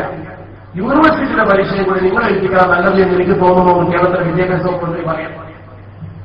അത്രമാത്രം കുറ്റമറ്റൊരു മദ്രസ സംവിധാനം കേരളത്തിൽ ആര് നടത്തി? ഇത്ര വിപുലമായ സംവിധാനം ആർക്കുണ്ടായി?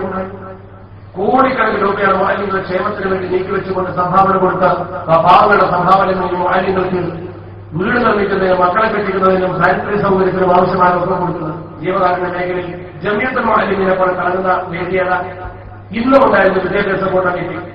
അതിന്റെ വെൽഫെയർ കമ്മിറ്റി ഒരുപാട് ക്യാൻസർ രോഗികൾക്ക്, കിഡ്നി രോഗികൾക്ക് സഹായം ചെയ്തുകൊണ്ടിരിക്കാം. വിദ്യാഭ്യാസ ബോർഡിൽ യോഗം ചെയ്യുമ്പോൾ അവർ വരുന്ന അപേക്ഷകളുടെ എണ്ണം നോക്കുക. കോടിക്കണക്കിന് രൂപ ജീവകാരുണ്യ പ്രവർത്തനത്തിന് വേണ്ടി കൊടുത്തുകൊണ്ടിരിക്കാം. ഒരു നയാ പൈസ നിങ്ങളെ കയ്യിൽ വാങ്ങിയിട്ടില്ല. അടുത്ത കാലത്ത് ഒരുപാട് സാമ്പത്തികം വന്നപ്പോ ചെറിയൊരു കൈത്താങ് നിങ്ങളോട് ചോദിച്ചു. 90 വർഷക്കാലത്തെ സമസ്തയുടെ പ്രവർത്തനത്തിലേക്ക് സമ്മേളനത്തിൽ ചിലർ പിരിവ് നടത്തുമെന്ന് ചോദിച്ചാൽ ഒരു ആസ്തി ഉണ്ടാക്കാൻ വേണ്ടി നിങ്ങളെ കയ്യിൽ നിന്ന് വല്ലതും വാങ്ങിയ സമസ്ത ഇക്കഴിഞ്ഞൊരു കൈത്താങ് പിരിവല്ലാത്ത മറ്റു വല്ലതും നടന്നു. ഈ 90 കൊല്ലത്തിന്റെ ചരിത്രത്തിൽ ആദർശ പ്രചരണത്തിന് സമസ്ത ചെയ്തു വെച്ച സേവനം നമുക്ക് ചെയ്തുന്ന നേട്ടത്തെ കുറിച്ച് നമ്മൾ മറക്കരുത്. നമ്മുടെ കുട്ടികളെ പഠിപ്പിച്ചുകൊടുക്കും. കാരണം നമ്മുടെ കബറുകൾ നമ്മുടെ മക്കൾ വരണം. നമ്മൾ മരിച്ചാൽ നമ്മുടെ കബറുകൾ നമ്മുടെ മക്കൾ വന്നിട്ട് നമുക്ക് വേണ്ടി ദുആ ചെയ്യണം. പാപ്പ മരിച്ചാൽ ഒരു ജീവിയെ കുറിച്ചിട്ട് പോലും പോലെ കുട്ടി തിരിച്ചു പോകാൻ പോരാ. പാപ്പാന്റെ ആണ്ട് വരുമ്പോൾ ഒരു മൗലിക തോന്നി ദുആ ചെയ്യിപ്പിക്കാനുള്ള മനസ്സ് കുട്ടിക്ക് വേണം. ആദർശ ബന്ധിയായിരിക്കണം. ആ രീതിയിൽ കുട്ടിക്ക് ആദർശ ബോധമുണ്ടാക്കുന്നു. അതോടൊപ്പം തന്നെ കേരളത്തിലെ പൊതുഭൂമിയിൽ മുസ്ലിം സമൂഹത്തിന് ഊർജ്ജസ്വലമായ ഒരു മുന്നേറ്റം ഉണ്ടാക്കും. ഇന്ത്യയുടെ കാലേശമായി എതിർത്ത് പഠിക്കുന്നത് ഇന്ത്യ മഹാരാജ്യത്ത് 3,7,00,000 മുസ്ലിങ്ങളുണ്ട്. ഉത്തർപ്രദേശിൽ 3,7,00,000 പഴയ കണക്കാ. ഇപ്പൊ അത് കൂടും. 3,7,00,000 മുസ്ലിങ്ങൾ എന്ന് പറഞ്ഞാൽ ചെറുതാ. 3,7,00,000 ഉള്ള മുസ്ലിങ്ങൾ നമ്മുടെ 78,00,000 പഠിക്കണമെങ്കിൽ 2,17,00,000 മുസ്ലിങ്ങളുണ്ട് പശ്ചിമ ബംഗാൾ. 2,17,00,000 നമ്മുടെ നാട്ടിൽ വാർപ്പിന്റെ പഠിക്കും, നമ്മുടെ നാട്ടിൽ സെൻട്രിങ്ങിന്റെ പഠിക്കും, അതുപോലെ തന്നെ സിമന്റ് തേപ്പിനുമൊക്കെ വരുന്ന ആളുകൾ, പാടത്ത് പണിയെടുക്കാൻ വരെ ഇന്ന് ബംഗാളികൾ, ഹോട്ടലിൽ സപ്ലൈ ചെയ്യാൻ ബംഗാളികൾ, മുസ്ലിങ്ങൾ. അവരുടെ നാടിൽ ഇന്ന് കൃത്യമായി പറഞ്ഞാൽ പഴയ രാജേശ്വരി കണക്കനുസരിച്ച് 2,17,00,000 മുസ്ലിങ്ങൾ. 1,4 കോടി മുസ്ലിങ്ങൾക്ക് ബീഹാറിന് ഇന്നലെ തെരഞ്ഞെടുപ്പിന്റെ റിസൾട്ട് വന്ന ബീഹാറിൽ 1,4 കോടി മുസ്ലിങ്ങളുണ്ട്. 1,25,00,000 മുസ്ലിങ്ങൾ. 1,17,00,000 മുസ്ലിങ്ങളോടൊപ്പം മഹാരാഷ്ട്രയിൽ ഞാൻ പറഞ്ഞത് കോടിയാണ്. 3 കോടി ഒരു സംസ്ഥാനത്തെ, 2 കോടി പരം ഒരു സംസ്ഥാനത്ത്, 1 കോടിയധികം 2 സംസ്ഥാനത്ത് 4 പേര് നമുക്ക് നമ്മുടെ 78,00,000. അവർക്കൊന്നുമില്ലാത്ത നേട്ടം എങ്ങനെ വരണ്ടായി? അവിടെയും മുസ്ലിങ്ങൾ, ഇവിടെയും മുസ്ലിങ്ങൾ. എല്ലാം ഉണ്ട് അവിടെ. പണക്കാരായ മുസ്ലിങ്ങളുടെ അവിടെ തെറ്റിദ്ധരിക്കണ്ട. നല്ല പണക്കാരുടെ, പ്രഗത്ഭരായ പണക്കാരുടെ. പക്ഷെ എന്തു സംഭവിച്ചു? അള്ളാഹുവിന്റെ പരിശുദ്ധ ദീൻ അവർക്ക് പറഞ്ഞു കൊടുക്കാൻ ആളുണ്ടായില്ല. അതുകൊണ്ട് ദിശാബോധം ഉണ്ടായില്ല, രാഷ്ട്രീയ ബോധമുണ്ടായില്ല, സാമൂഹ്യ ബോധമുണ്ടായില്ല. ദീൻ എന്താണ് പറഞ്ഞു കൊടുക്കുന്ന സംവിധാനം അവിടെയില്ല. ഇവിടെ നമുക്ക് പഠിച്ചവർക്കുന്ന ഏറ്റവും വലിയ രഹമത്ത് ദീൻ എന്താണ് പഠിക്കാൻ ഒരു ഭൂമിയുണ്ടായി. അള്ളാഹുവിന്റെ പരിശുദ്ധ ദീൻ പഠിക്കാൻ നല്ല സൗകര്യം. ദീൻ പഠിച്ചപ്പോൾ മറ്റു മതസ്ഥരുമായി സൗഹൃദം. ദീൻ എന്നാൽ വികാരമല്ല, വിവേകമാണ്. മരിക്കുമ്പോൾ പോലും തന്നെ പഴയ ജൂതന്റെ വീട്ടിൽ പഴയ വെച്ച മദ്യഹു മഹൂലത്തിൽ എന്ന യഹൂദിയിൽ അഷ്റഫുൽ ഖൽഖ് മുഹമ്മദ് മുസ്തഫ. അതൊരു സൗഹൃദമാണ്. അതൊരു സൗഹൃദമാണ്. ആ സൗഹൃദാന്തരീക്ഷം തകർക്കാൻ ശ്രമിക്കുക. ഇന്ത്യ മഹാരാജ്യത്തെ പശുവിനെ തിന്നുന്നവൻ തിന്നോട്ടെ. എന്താണ് ഒരു കുഴപ്പം? പശുവിനെ പൂജിക്കുന്നവൻ പൂജിക്കട്ടെ, പൂജിക്കുന്നവൻ പൂജിക്കട്ടെ. പന്നിയെ അറുക്കുന്നവൻ അറുക്കട്ടെ, വെറുക്കുന്നവൻ വെറുക്കട്ടെ. മുസ്ലിങ്ങൾക്ക് പന്നിയെ വെറുക്കാനും അമുസ്ലിങ്ങൾക്ക് പന്നിയെ അറുക്കാനും സ്വാതന്ത്ര്യമുണ്ടെങ്കിൽ, താല്പര്യമുള്ളവർക്ക് പശുവിനെ പൂജിക്കാനും താല്പര്യമുള്ളവർക്ക് പശുവിനെ പൂജിക്കാനും സ്വാതന്ത്ര്യം ഉണ്ടാവണമെങ്കിൽ അവിടെ നമ്മൾ കുഴപ്പമുണ്ടാക്കാൻ പാടില്ല. നമ്മുടെ ആദർശം മറ്റൊരുത്തിന്റെ മേൽ ചവിട്ടിയേൽപ്പിക്കാൻ പാടില്ല. പശു പൂജിക്കുന്നവർ ഇന്ത്യയിൽ നിന്ന് പോകട്ടെ എന്ന് പറയാൻ പാടില്ല. പന്നിയെ അറിയിക്കുന്നവൻ ഇവിടുന്ന് പോകണമെന്ന് പറയാൻ മുസ്ലിങ്ങളുടെ അവകാശമില്ല. നമുക്ക് പന്നി ഹറാമാണ്. പോലെ അയിന് നെജസാണ്. അതിനെ തിന്നുന്നവർ നമ്മുടെ സമൂഹത്തിലുണ്ട്. ഓരോ മനുഷ്യന്റെ ഭക്ഷണക്രമമാണ് തീരുമാനിക്കേണ്ടത്. ചൈനയിൽ ചെന്നാൽ ഹോട്ടലുകളിൽ പോലെ കൃത്യമായി കാണാം, പാമ്പിനെ നിരത്തി വെച്ചിരിക്കുന്നു, ഐസിൽ വെച്ചിരിക്കുന്നു. മത്സ്യത്തെ വെച്ച പോലെ ഏത് പാമ്പിനെയും നിങ്ങൾക്ക് പാകപ്പെടുത്തി തീർത്തുന്ന പ്രാണികളെത്തുന്ന രാജ്യമുണ്ട്, നായയെ എത്തുന്ന രാജ്യമുണ്ട്. ജനങ്ങളുടെ ഭക്ഷണക്രമം അവരുടെ താല്പര്യത്തിനനുസരിച്ചാണ്. അവന്റെ ഭക്ഷണക്രമത്തിൽ ഇടപെടാൻ ഇങ്ങനൊരു വകുപ്പുമില്ല. നമ്മുടെ നഗരങ്ങളിൽ ആർക്കും എഴുതുന്നതിൽ കൃത്യമായി പറയുന്നത് പ്രൊട്ടക്ഷൻ ഓഫ് ലൈഫ്, ജീവിത സുരക്ഷ, ജീവിത സംരക്ഷണം. ജീവിക്കാൻ ഭക്ഷണം കഴിക്കണം, ഏത് കഴിക്കാം. പിന്നെ ഓരോരുത്തരും അതിന്റെ ഗുണമാണ് ബീഹാർ കാണിച്ചത്. ഇന്ത്യ ഒരിക്കലും ഫാഷിസത്തിലേക്ക് ചാഞ്ഞിട്ടില്ല. നോക്ക് നിങ്ങൾ, ഏറ്റവും കുറഞ്ഞ വിജയം മാത്രമാണ് അവിടെ ഇത് പറഞ്ഞ ആളുകൾക്കുണ്ടായത്. മറ്റൊരു പാഠവും കൂടി ബീഹാർ പഠിപ്പിക്കുന്നതാണ്, മതേതര സഖ്യങ്ങൾ ഒന്നിച്ചു നിന്നാൽ ഫാസിസം ഇന്ത്യയിൽ തകരും. മതേതരവാദികൾ എപ്പോഴും ഒന്നിച്ചു നിൽക്കണം. അതുകൊണ്ട് ഒരിക്കലും കലാപം ഉണ്ടാക്കരുത്, കലാപത്തിന്റെ ഭാഷ സംസാരിക്കരുത്. ഇന്ത്യക്ക് ഇഷ്ടമല്ല, ഇന്ത്യക്ക് ഇഷ്ടമല്ല. ഗാന്ധിജിയുടെ ഈ പണ്ഡിറ്റ് നെഹ്റുവിന്റെയും ഒരു ഇന്ത്യയുണ്ട്. ആ ഇന്ത്യ ഇടത്തോട്ടോ വലത്തോട്ടോ പോകുന്നത് ചർച്ച ചെയ്യല്ല നമ്മൾ വേണ്ടത്. ആ ഇന്ത്യ ഫാസിസത്തിലേക്ക് പോകുന്നതിനെ തടുക്കാൻ ആർക്കൊക്കെ കഴിയും അവരൊക്കെ കൂട്ടുപിടിച്ച് നിൽക്കാൻ പറ്റും. അപകടം വെളിപ്പാടുകൾ നിൽക്കുമ്പോൾ തമ്മിൽ തർക്കിക്കുന്നതിന് പകരം ശത്രുക്കളെ തിരിച്ചറിയാൻ കഴിയണം. അവനാണ് ബുദ്ധിമാൻ. ഇന്ത്യയെ ഫാഷിസ്റ്റ് വികാരത്തിൽ നിന്ന് രക്ഷിക്കാൻ സകല ജനാധിപത്യ കക്ഷികൾക്ക് ബാധ്യതയാണ്. ആ ബാധ്യത തമ്മിൽ പോര് കാണിച്ച് തൊഴുത്തിൽ കുത്തു നടത്തി കളഞ്ഞാൽ ഇന്ത്യ മഹാരാജ്യത്തിന്റെ പൈതൃകം തകരുമെന്നതിന്റെ ചിത്രമാണ്. തൊഴിലിന് വേണ്ടി ഒരു വാഹനത്തിൽ പശുവിനെ കൊണ്ടുപോയ ആളുകൾ തിന്നിട്ടില്ല, വിറ്റിട്ടില്ല, വാങ്ങിയിട്ടില്ല. ഒരു കൂലിക്കാരൻ പശുവിനെ കടത്തുന്ന വാഹനത്തിന് ക്ലീനറായിപ്പോയി, ഡ്രൈവായിപ്പോയി, അവരെ അടിച്ചുകൊല്ലും. പശു ഭാഗം ചെയ്ത് കൊടുത്തവരെന്ന് പറഞ്ഞുകൊണ്ട് അവരുടെ ഭാഗം ചെയ്തവരെ തല്ലിക്കൊല്ലുന്ന വീട്ടിൽ. അത് ഇന്ത്യയുടെ പാരമ്പര്യമല്ല, അത് ജനാധിപത്യത്തിന്റെ പാരമ്പര്യമല്ല. അത്തരമൊരവസ്ഥയുടെ സമസ്ത ഇവിടെ ഉണ്ടാക്കിയത്. സമസ്തയുടെ ജമീയത്തുള്ളതിന്റെ പാഠപുസ്തകത്തിൽ പോലെ ഫുട്ബോൾ വത്തൻ പഠിപ്പിക്കുന്നത്. അയൽവാസി പട്ടിണി കിടക്കുമ്പോൾ എന്ന് പറയുമ്പോൾ അയൽവാസിനെ ചടങ്ങി നോക്കാൻ പറഞ്ഞിട്ടില്ല.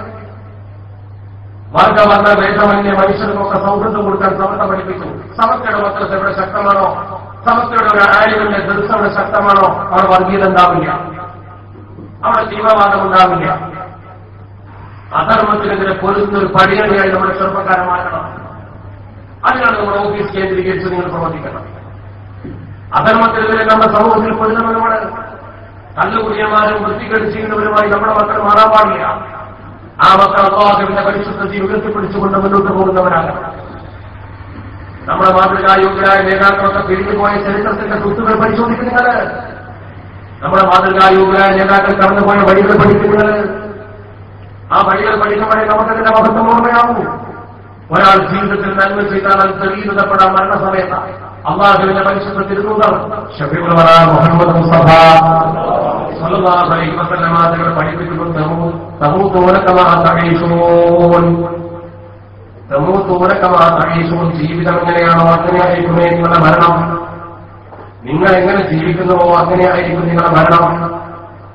മഹാനായ കന്യകുത്താണ് മരണപ്പെട്ടപ്പോൾ നിങ്ങൾ കണ്ടോ? നമ്മുടെ പ്രിയപ്പെട്ട റയീസുൽ മഹ്ദിക്ക് മരണപ്പെടുമ്പോൾ 5 ലക്ഷം ആളുകൾ അവിടെ പങ്കെടുത്തു എന്ന് വിദഗ്ധകാരനായ എഴുതിയത്. 5 ലക്ഷം ആളുകൾ പങ്കെടുത്തു. എന്തുകൊണ്ട് 5 ലക്ഷം ആളുകൾ വന്നു? ആ മഹാനുഭാവന്റെ ജീവിതം ജനങ്ങളുടെ മനസ്സിൽ തട്ടിയതുകൊണ്ട്. നിങ്ങൾ ഓർക്കണം, ബഹുമാനപ്പെട്ട ശിവരാജ് എങ്ങനെയാണ് മരിച്ചത്? ഏറ്റവും കൂടുതൽ ആരോപണം അദ്ദേഹത്തിനെതിരെയായിരുന്നല്ലോ ചിലർ ഉന്നയിച്ചത്. അദ്ദേഹം ജീവിച്ചിരിക്കുമ്പോൾ അദ്ദേഹത്തെ വിട്ടുകൊണ്ടാണല്ലോ ചിലർ പോയത്. അദ്ദേഹം തെറ്റ് ചെയ്തു എന്ന് പറഞ്ഞുകൊണ്ടാണല്ലോ ചിലർ പ്രസംഗിച്ചത്. ശംസുലമത്ത് തെറ്റുപറ്റി, ശംസുലമ സമത്തെ അടിയറച്ചു എന്ന് പറഞ്ഞാണല്ലോ ചിലരിവിടെ പ്രചരിപ്പിച്ചത്. അത് തെറ്റാണെന്ന് പടച്ചറപ്പാണ് തെളിയിച്ചത്. ഓർക്കണം നിങ്ങൾ, ആരോപണങ്ങൾ തെറ്റാണെന്ന് പടച്ചറപ്പാണ് തെളിയിച്ചത്. കാരണം ഒരു മനുഷ്യന്റെ മരണം ഒരു ദലീലാണ്. മരിക്കുന്ന സമയത്ത് കെലിമ ചൊല്ലി മരിച്ചു ഒന്ന്. അതുപോലെ സമത്തെ എന്ന് പറയുന്ന വലിയ വളവൃക്ഷത്തെ മുല്ലപ്പോയങ്ങൾ നനച്ച് വളർത്തിക്കൊണ്ടുവന്ന ഈ വളവൃക്ഷത്തെ ബഹുമാനപ്പെട്ട ശിവരാജ് ശംസുലമ വഴിതെറ്റിച്ചിരുന്നുവെങ്കിൽ ഞാൻ കുറച്ച് വിശ്വസിക്കുന്നു 2 കാര്യം സംഭവിക്കില്ല. അതെന്താ? ഒന്നാമത്തെ കാര്യം, അദ്ദേഹം കെലിമ ചൊല്ലി മരിക്കുന്ന കാഴ്ച ഈ ഉമ്മത്തിനെ അദ്ദേഹം കാണിച്ചു തരില്ല, അള്ളാഹ് കാണിച്ചു തരില്ല. ബഹുമാനപ്പെട്ട ശംസുലമ മരിക്കുന്ന സമയത്ത് ലാ ഇലാഹ ഇല്ലല്ലാഹ് ഉറക്കം ഉച്ചരിച്ചു. എങ്ങനെ? അദ്ദേഹത്തിന്റെ മരണസമയം സുബഹിയോടടുത്ത സമയമാണ്. അല്ലാഹുവിന്റെ പരിശുദ്ധ ഹബീബിന്റെ ജീവിതത്തിലെ പ്രധാനപ്പെട്ട സമയമാണ് തിങ്കളാഴ്ച സുബഹി ഒഴുന്ന സമയം. ഖാജാ മൊയ്നുദ്ദീൻ ചിശ്തി അജ്മീരി തങ്ങളുടെ ജീവിതവും അങ്ങനെയാണ്. തിങ്കളാഴ്ച സുബഹി ഒഴുന്ന സമയത്ത് അവസാനിക്കുന്നു. ആ സമയത്ത് ആ ശൈഖുന സുബഹിയുടെ വാക്ക് കേൾക്കുമ്പോൾ എഴുന്നേറ്റിരിക്കാൻ ശ്രമിക്കുന്നു. ശിഷ്യന്മാരെ എഴുന്നേൽപ്പിക്കുന്നു. തസ്ബീഹ് ചൊല്ലുന്ന മാലാപടവത്തിനും വാക്കിനുത്തരം കൊടുക്കുന്നു. മുഅദ്ദിൻ പറഞ്ഞു ലാ ഇലാഹ ഇല്ലല്ലാഹ്. ശൈഖുനയും പറഞ്ഞു വാക്കിന്റെ അവസാനത്തെ വാക്ക് കേട്ടുകൊണ്ട് ലാ ഇലാഹ ഇല്ലല്ലാഹ്. അല്പം ഉച്ചത്തിൽ തന്നെ പിന്നെ മുണ്ടിയിട്ടില്ല. ഒരു മനുഷ്യന്റെ അവസാനത്തെ ആഗ്രഹം ലാ ഇലാഹ ഇല്ലല്ലാഹയാൽ ദഖലൽ ജന്ന ഖാല റസൂലുള്ളാഹി. നേരെ സ്വർഗത്തിലേക്ക് പോകുന്നതിനാ പടച്ചറപ്പ് കാണിച്ചു തന്നത്? എന്തിനാണ് ഈ കലിമ ഇത്ര ഉച്ചത്തിൽ ഉയർത്തി കാണിച്ചു തന്നത്? എന്തിനാണ് ശിഷ്യന്മാർ കേട്ടത്? ഈ മഹാന് പഠിച്ചിട്ടില്ല, ശംസുദുലമൊക്കെ പഠിച്ചിട്ടില്ല. ആരെന്തൊക്കെ പറഞ്ഞാലും പ്രചരിപ്പിച്ചാലും നിങ്ങൾ ഒരിക്കലും മനസ്സുമാരുടെ ശംസുലമൊക്കെ പഠിച്ചിട്ടില്ല. ആ ശംസുലമ ജീവിക്കുന്ന കാലത്ത് അദ്ദേഹത്തിന്റെ മഹത്തായ അനുഗ്രഹത്തോടെ ആശിസുക്കളോടെ നിർമ്മിച്ച നമ്മുടെ സംഘടനയാണ് സമസ്ത കേരള സുന്നി വിദ്യാർത്ഥി ഫെഡറേഷൻ. ആ എസ് സമസ്തയുടെ ശക്തിയാണെന്ന് ശൈഖുന പലപ്പോഴും പറഞ്ഞിട്ടുണ്ട്. ആ മഹാനുഭാവം ഞങ്ങളായിട്ട് അനുഗ്രഹിച്ചിട്ടുണ്ട്. അതിന്റെ പാതയാണ് നമ്മുടെ ഓഫീസ് പ്രചരിപ്പിക്കുന്ന വേണോ നിങ്ങൾ തീരുമാനിച്ചോ. രണ്ടാമത്തെ ഒന്ന് ഞാൻ പറഞ്ഞത് ആ മഹാന്റെ മയ്യത്തടക്കിയിട്ടുള്ളത് എവിടെയാണ്? മരിച്ച സമയത്ത് ആളുകളെല്ലാവരും ഒരുമിച്ചുകൂടി മരിക്കുന്നതിന്റെ മുമ്പ് തന്നെ ആശുപത്രിയിൽ വെച്ച് അദ്ദേഹം രോഗിയായി കിടക്കുമ്പോൾ വിവരം കിട്ടിയപ്പോൾ പലരും ചിന്തിച്ചു നന്ദി ദാറുസലാമിന് കബറിടുമ്പോൾ കോളേജ് കമ്മിറ്റി പോലും ഒരുങ്ങി. നന്ദി ദാറുസലാം അറബി കോളേജിന്റെ മുറ്റത്തൊരു കബറുണ്ട്. നന്ദിയുടെ ബാലിഹദർക്ക് നന്ദിയിൽ മുഹമ്മദ് മുസ്ലിയാരുടെ കബർ. ആ കബറിന്റെ സമീപത്തിൽ കബറിനോട് കൂടി സ്ഥലമുണ്ട്. ശൈഖുനായുടെ കബർ അവിടെ വരുമെന്ന് പലരും കരുതി. ഇനി മക്കൾക്ക് എതിർപ്പുണ്ടെങ്കിലോ കോഴിക്കോട്ട് നിന്ന് കൊണ്ടുപോകുന്നത് കൊയിലാണ്ടിക്കടുത്ത നന്ദിയിലേക്ക് കൊണ്ടുപോകുന്നതിന് പ്രയാസമുണ്ടെങ്കിൽ കോഴിക്കോട് നഗരത്തിൽ തന്നെ ശൈഖിന്റെ പള്ളി, അത് നന്ദി ദാറുസലാം അറബി കോളേജ് കമ്മിറ്റിക്ക് കീഴിലാണ്. അപ്പവാണികൾ നടത്തുന്ന ശൈഖിന്റെ പള്ളി, ശൈഖുന എപ്പോഴും ദിയാവത്ത് ചെയ്യുന്ന പള്ളി, ശൈഖുന കോഴിക്കോട്ടുള്ളപ്പോൾ ജുമഅ കൂടുന്ന പള്ളി, ആ പള്ളിയുടെ നേതൃത്വം ശൈഖുനാക്ക് തന്നെ. ഇന്നും അങ്ങനെ തന്നെയാണ്. നന്ദി ദാറുസലാമിന്റെ കീഴിലുള്ള ഹിഫ്ള് കോളേജാണ് അവിടെ. ആ പള്ളിയിൽ മഹാനായ അലാവുദ്ദീൻ ഹിംസി റഹ്മത്തുള്ളാഹി അലൈഹി തന്റെ ചാരത്തിൽ കബറിടും. അതിനുവേണ്ട സംവിധാനം അവരും ഒരുക്കാൻ തയ്യാർ. ഇത് ഒന്നുമില്ലെങ്കിൽ ശൈഖുനാന്റെ വീട്ടിൽ തന്നെ കബർ ശിഷ്യന്മാർ 12,000-ലധികമുണ്ട്. അവർക്ക് സിയാറത്ത് ചെയ്യാമല്ലോ. വീട്ടുകാർക്ക് ഉപജീവന മാർഗവുമായി. ഇതൊന്നും സംഭവിച്ചില്ല. ശൈഖുന പറഞ്ഞു എന്റെ കബർ മുല്ലപ്പോയത്തുള്ള കാലിന്റെ ചുവട്ടിലാകണം. അതിനുവേണ്ടി നേരത്തെ തന്നെ ആ സ്ഥലം സമസ്ത വിലക്കെടുക്കാൻ അദ്ദേഹം കൽപ്പിച്ചു. വിലക്കെടുത്തു. മുല്ലപ്പോയത്തങ്ങളാണ് ഞാൻ ഉറച്ചു വിശ്വസിക്കുന്നു. ബഹുമാനപ്പെട്ട ശൈഖുന ശംസുലമ ആദർശത്തിൽ നിന്ന് മാറിയിരുന്നുവെങ്കിൽ, മഹാനവർക്ക് തെറ്റ് പറ്റിയിരുന്നുവെങ്കിൽ ഒരിക്കലും മുല്ലപ്പോയത്തുള്ള കബറിന്റെ സമീപത്തേക്ക് ആ മയ്യത്ത് കൊണ്ടുവരുമ്പോൾ മുല്ലപ്പോയത്തുകൾ സമ്മതിക്കില്ല. കബറിൽ നിന്ന് കൈ ബന്ധിച്ചുകൊണ്ട് മുല്ലപ്പോയത്തുള്ള പറയും പറ്റില്ല ഇങ്ങോട്ട് കൊണ്ടുവരാൻ. കാരണം ആരാണത്? അള്ളാഹുവിന്റെ പരിശുദ്ധ ഹബീബിന്റെ പേരക്കുട്ടിയാണത്. ആ കയ്യിന് കറാമത്തെന്ന് മരിച്ചാൽ മുറിയില്ല.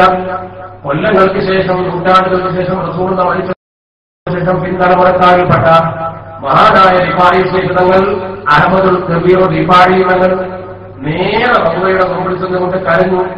ഈ ഹാലത്തിൽ മുഅ്മിനൂനി കുൻതുസിറുഹ തുകബ്ബിറുല്ലാഹി വഹിയനായി ഫതി വഹാദിഹി നൗബത്തുൽ അശ്ബാബി ഖദ് ഹദറത് ഫംദുദ് യദൈക ലികൈ തുഗ്ലാ ബിഹാ ശഫതി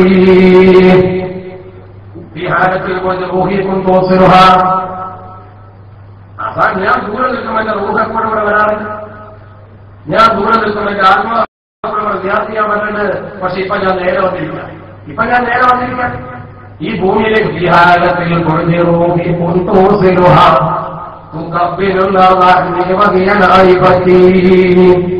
എന്റെ റൂഹ് വന്നി മണ്ണിന് ശുദ്ധിക്കാൻ എനിക്ക് പകരമായി. എന്നാൽ ഇപ്പൊ ഞാനിതാ നേരെ ഇവിടുത്തെ ഹദത്തിൽ വന്നിരിക്കുന്ന നബിയെ പന്തുത് എണീക്കാം. ആ കയ്യൊന്ന് നീട്ടിത്തരുമോ? ഈ കൈ തുറന്നാ ശപത്തി എന്റെ ചുരുന്ന കയ്യിനോട് അടുപ്പിച്ച് വെക്കാനെന്ന് മുണ്ടാൻ ഇതങ്ങ് പാടിയപ്പോ അല്ലാഹുവിന്റെ പരിശുദ്ധ ഹബീബ് അഷ്റഫുൽ ഖൽഖ് മുഹമ്മദ് മുസ്തഫ കല്ലിങ്ങനെ നീട്ടിക്കൊടുത്ത് റോവിയുന്ന ബേജാറാവുന്ന വേണ്ട. അള്ളാഹിന്റെ പരിശുദ്ധ ഖുർആനിൽ മൗത്താവില്ല പടച്ച റബ്ബിന്റെ സമ്മതത്താൽ മരിച്ചവരെ ഞാൻ ജീവിപ്പിക്കുമെന്ന് പറഞ്ഞുകൊണ്ട് അള്ളാഹുവിന്റെ പരിശുദ്ധത്തിൽ പ്രബോധനം ചെയ്ത പ്രവാചകൻ കടന്നുപോയ ദീനായി അതാണ് യൂസഫ് നബി അലൈഹി സ്വലാത്തു വസ്സലാം. ഒന്നും കഴിക്കണ്ട. മരിച്ച മയ്യത്തിന് ഇപ്പൊ അടുത്ത് മരിച്ച ആളെ ജീവിക്കണം. കട്ടിൽ കൊണ്ടുപോകുന്നതിനെ ജീവിപ്പിച്ചു. അവൻ ആ കട്ടിൽ ചുമന്നുകൊണ്ട് തന്റെ വീട്ടിലേക്ക് പോയി. ഇമാം റാസി തന്റെ തഫ്സീറിൽ മയ്യത്ത് കെട്ടുന്നവരെ പോലാണ് ജീവിപ്പിച്ചു. ആരും എന്നിട്ട് ഇറങ്ങി എങ്ങനെയുണ്ടാവും മയ്യത്തിനോടോ ഒപ്പങ്ങൾ ഇറങ്ങിയാൽ ആ മയ്യത്തിനെ കോൾ വെച്ചിട്ട് മുമ്പിൽ വീട്ടുകാർ പോയിടാം. ഇമാം റാസി തന്റെ തഫ്സീറിൽ പാട്ട് കുട്ടിക്കഴിയാ അത് സംഭവിക്കുന്ന അത്ഭുതം. മഹാന്മാർ വിചാരിച്ചാൽ അള്ള കൊടുക്കുന്ന കഴിവാണെങ്കിൽ പുതിയ കഴിവാണ് മനസ്സിലാക്കണ്ട. അള്ളാഹു സുബ്ഹാനഹു മനുഷ്യന് കഴിവ് കൊടുത്താൽ അങ്ങനെ മുഖനെ അതെന്താ കഴിവ് എങ്ങനെ കഴിവ് ഒന്നും പറയാമല്ല. അവരെന്ത് ചെയ്യില്ല, ഈ കഴിവ് അവരാരും കുട്ടിപ്പാടാം. ആരും കുടിക്കാൻ വലിയ വലിയ തന്നെ ബഹണ്ടാക്കാനല്ല, നോട്ടീസ് അടിക്കാനല്ല, അതിന്റെ വലിയ പിരിവ് നടത്താറില്ല. അതുണ്ടാവില്ല. അതുണ്ടാവില്ല. മുഹമ്മദ് തങ്ങളുടെ ചരിത്രത്തിൽ കേട്ടിട്ടുണ്ടാവും. വലിയതായി കുതുബുസമാൻ മുഹമ്മദ് സയ്യിദ് നബി തങ്ങളുടെ തബ്ബത്തുല്ലാഹു സ്വല്ലല്ലാഹു മുഹമ്മദ് തങ്ങളുടെ ഒരു ദിവസം രാത്രി മഹാനായ മുഹമ്മദ് തങ്ങളുടെ ഒരു ദിവസം രാത്രി അദ്ദേഹത്തിന് ഔലിയാത്തിന്റെ യോഗത്തിൽ പങ്കെടുക്കാനായിട്ട് കുടിഞ്ഞിപ്പണിയിൽ പോകണം. അദ്ദേഹം വീട്ടിൽ നിന്ന് ഇറങ്ങി ഒറ്റയ്ക്ക് പോയാൽ മതി. പക്ഷെ വീട്ടിൽ നിന്ന് അദ്ദേഹം ഇറങ്ങുന്ന സമയത്ത് അദ്ദേഹത്തെ തൊട്ടടുത്ത് വീട്ടുകാരങ്ങനെ വരുന്നത്. അപ്പുറത്തെ വീട്ടിൽ താമസിക്കുന്ന ചെറുപ്പക്കാരൻ. ഈ ചെറുപ്പക്കാരനെ കണ്ടപ്പോൾ വിളിച്ചുകൂടവാ നമുക്ക് കണ്ടാവിന്റെ കാര്യം അതിന് സംശയത്തിൽ പാതിരാത്തെന്തിനാ തങ്ങൾ അംഗീകരിക്കുന്നത് തോന്നാൻ പാടില്ല.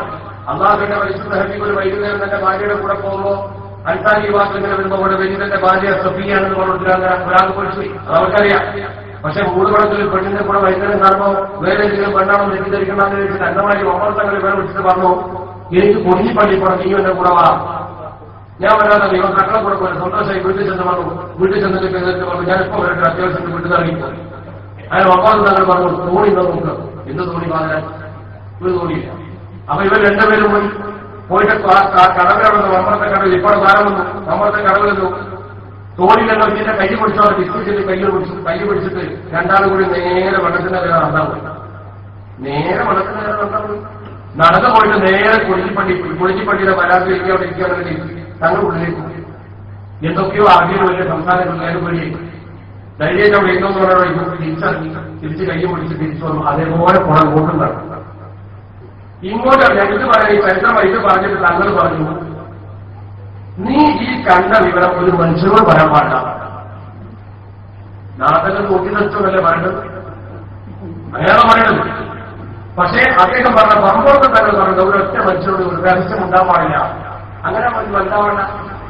ഞാൻ പറയുന്നതല്ല, ഇത് ബഹുമാനപ്പെട്ട പാങ്ങൂർ അഹമ്മദ് കുട്ടി മുസ്ലിം എഴുതി വെച്ചൊരു പുസ്തകമുണ്ടാകുന്ന ശരിയാണെന്ന പുസ്തകം കിതാബ്. അതിന് മമ്മൂക്ക് തങ്ങൾ മലയാളത്തിൽ ഒരുപാട് എഴുതി തന്നെ ഭാഗം. ആ കിതാബിൽ പറഞ്ഞ വാചക ഇങ്ങനെ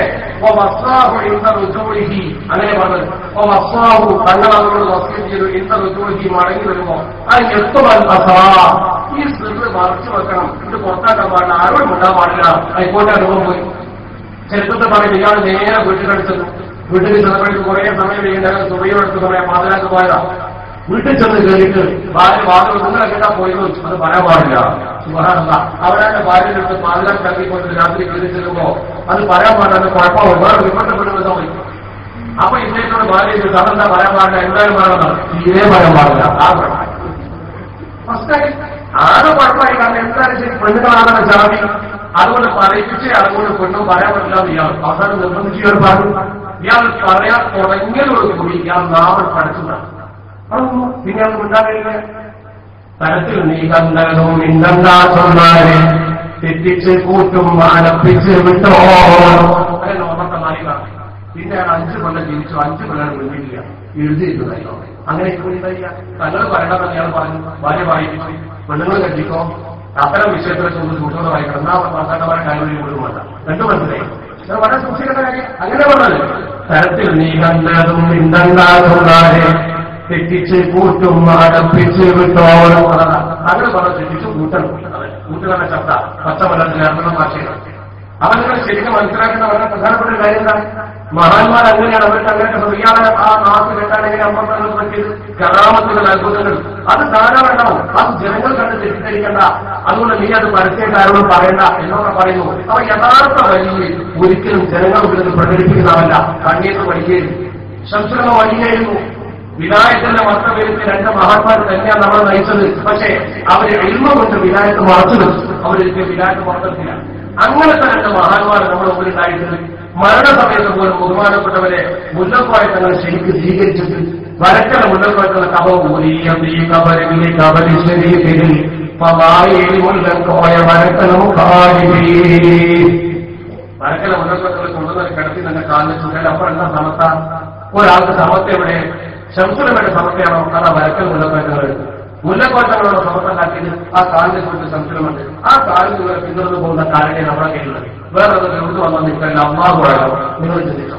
വേറെ നിങ്ങൾ കുഴപ്പമൊന്നുണ്ടാക്കണ്ട, നിങ്ങളൊരു കുഴപ്പമുണ്ടാക്കണ്ട. നിങ്ങൾ ശരിക്കും പഠിച്ചോ. അതിന്റെ പിന്മുറക്കാർ ആരും താമ്യം താപ്പയായിട്ട് കടന്നു വരുന്ന ദീന് തലമുറകളായിരുന്നു നിങ്ങളുടെ കയ്യിലുള്ള ഈ മുസാഫിന് തെളിവെന്താ?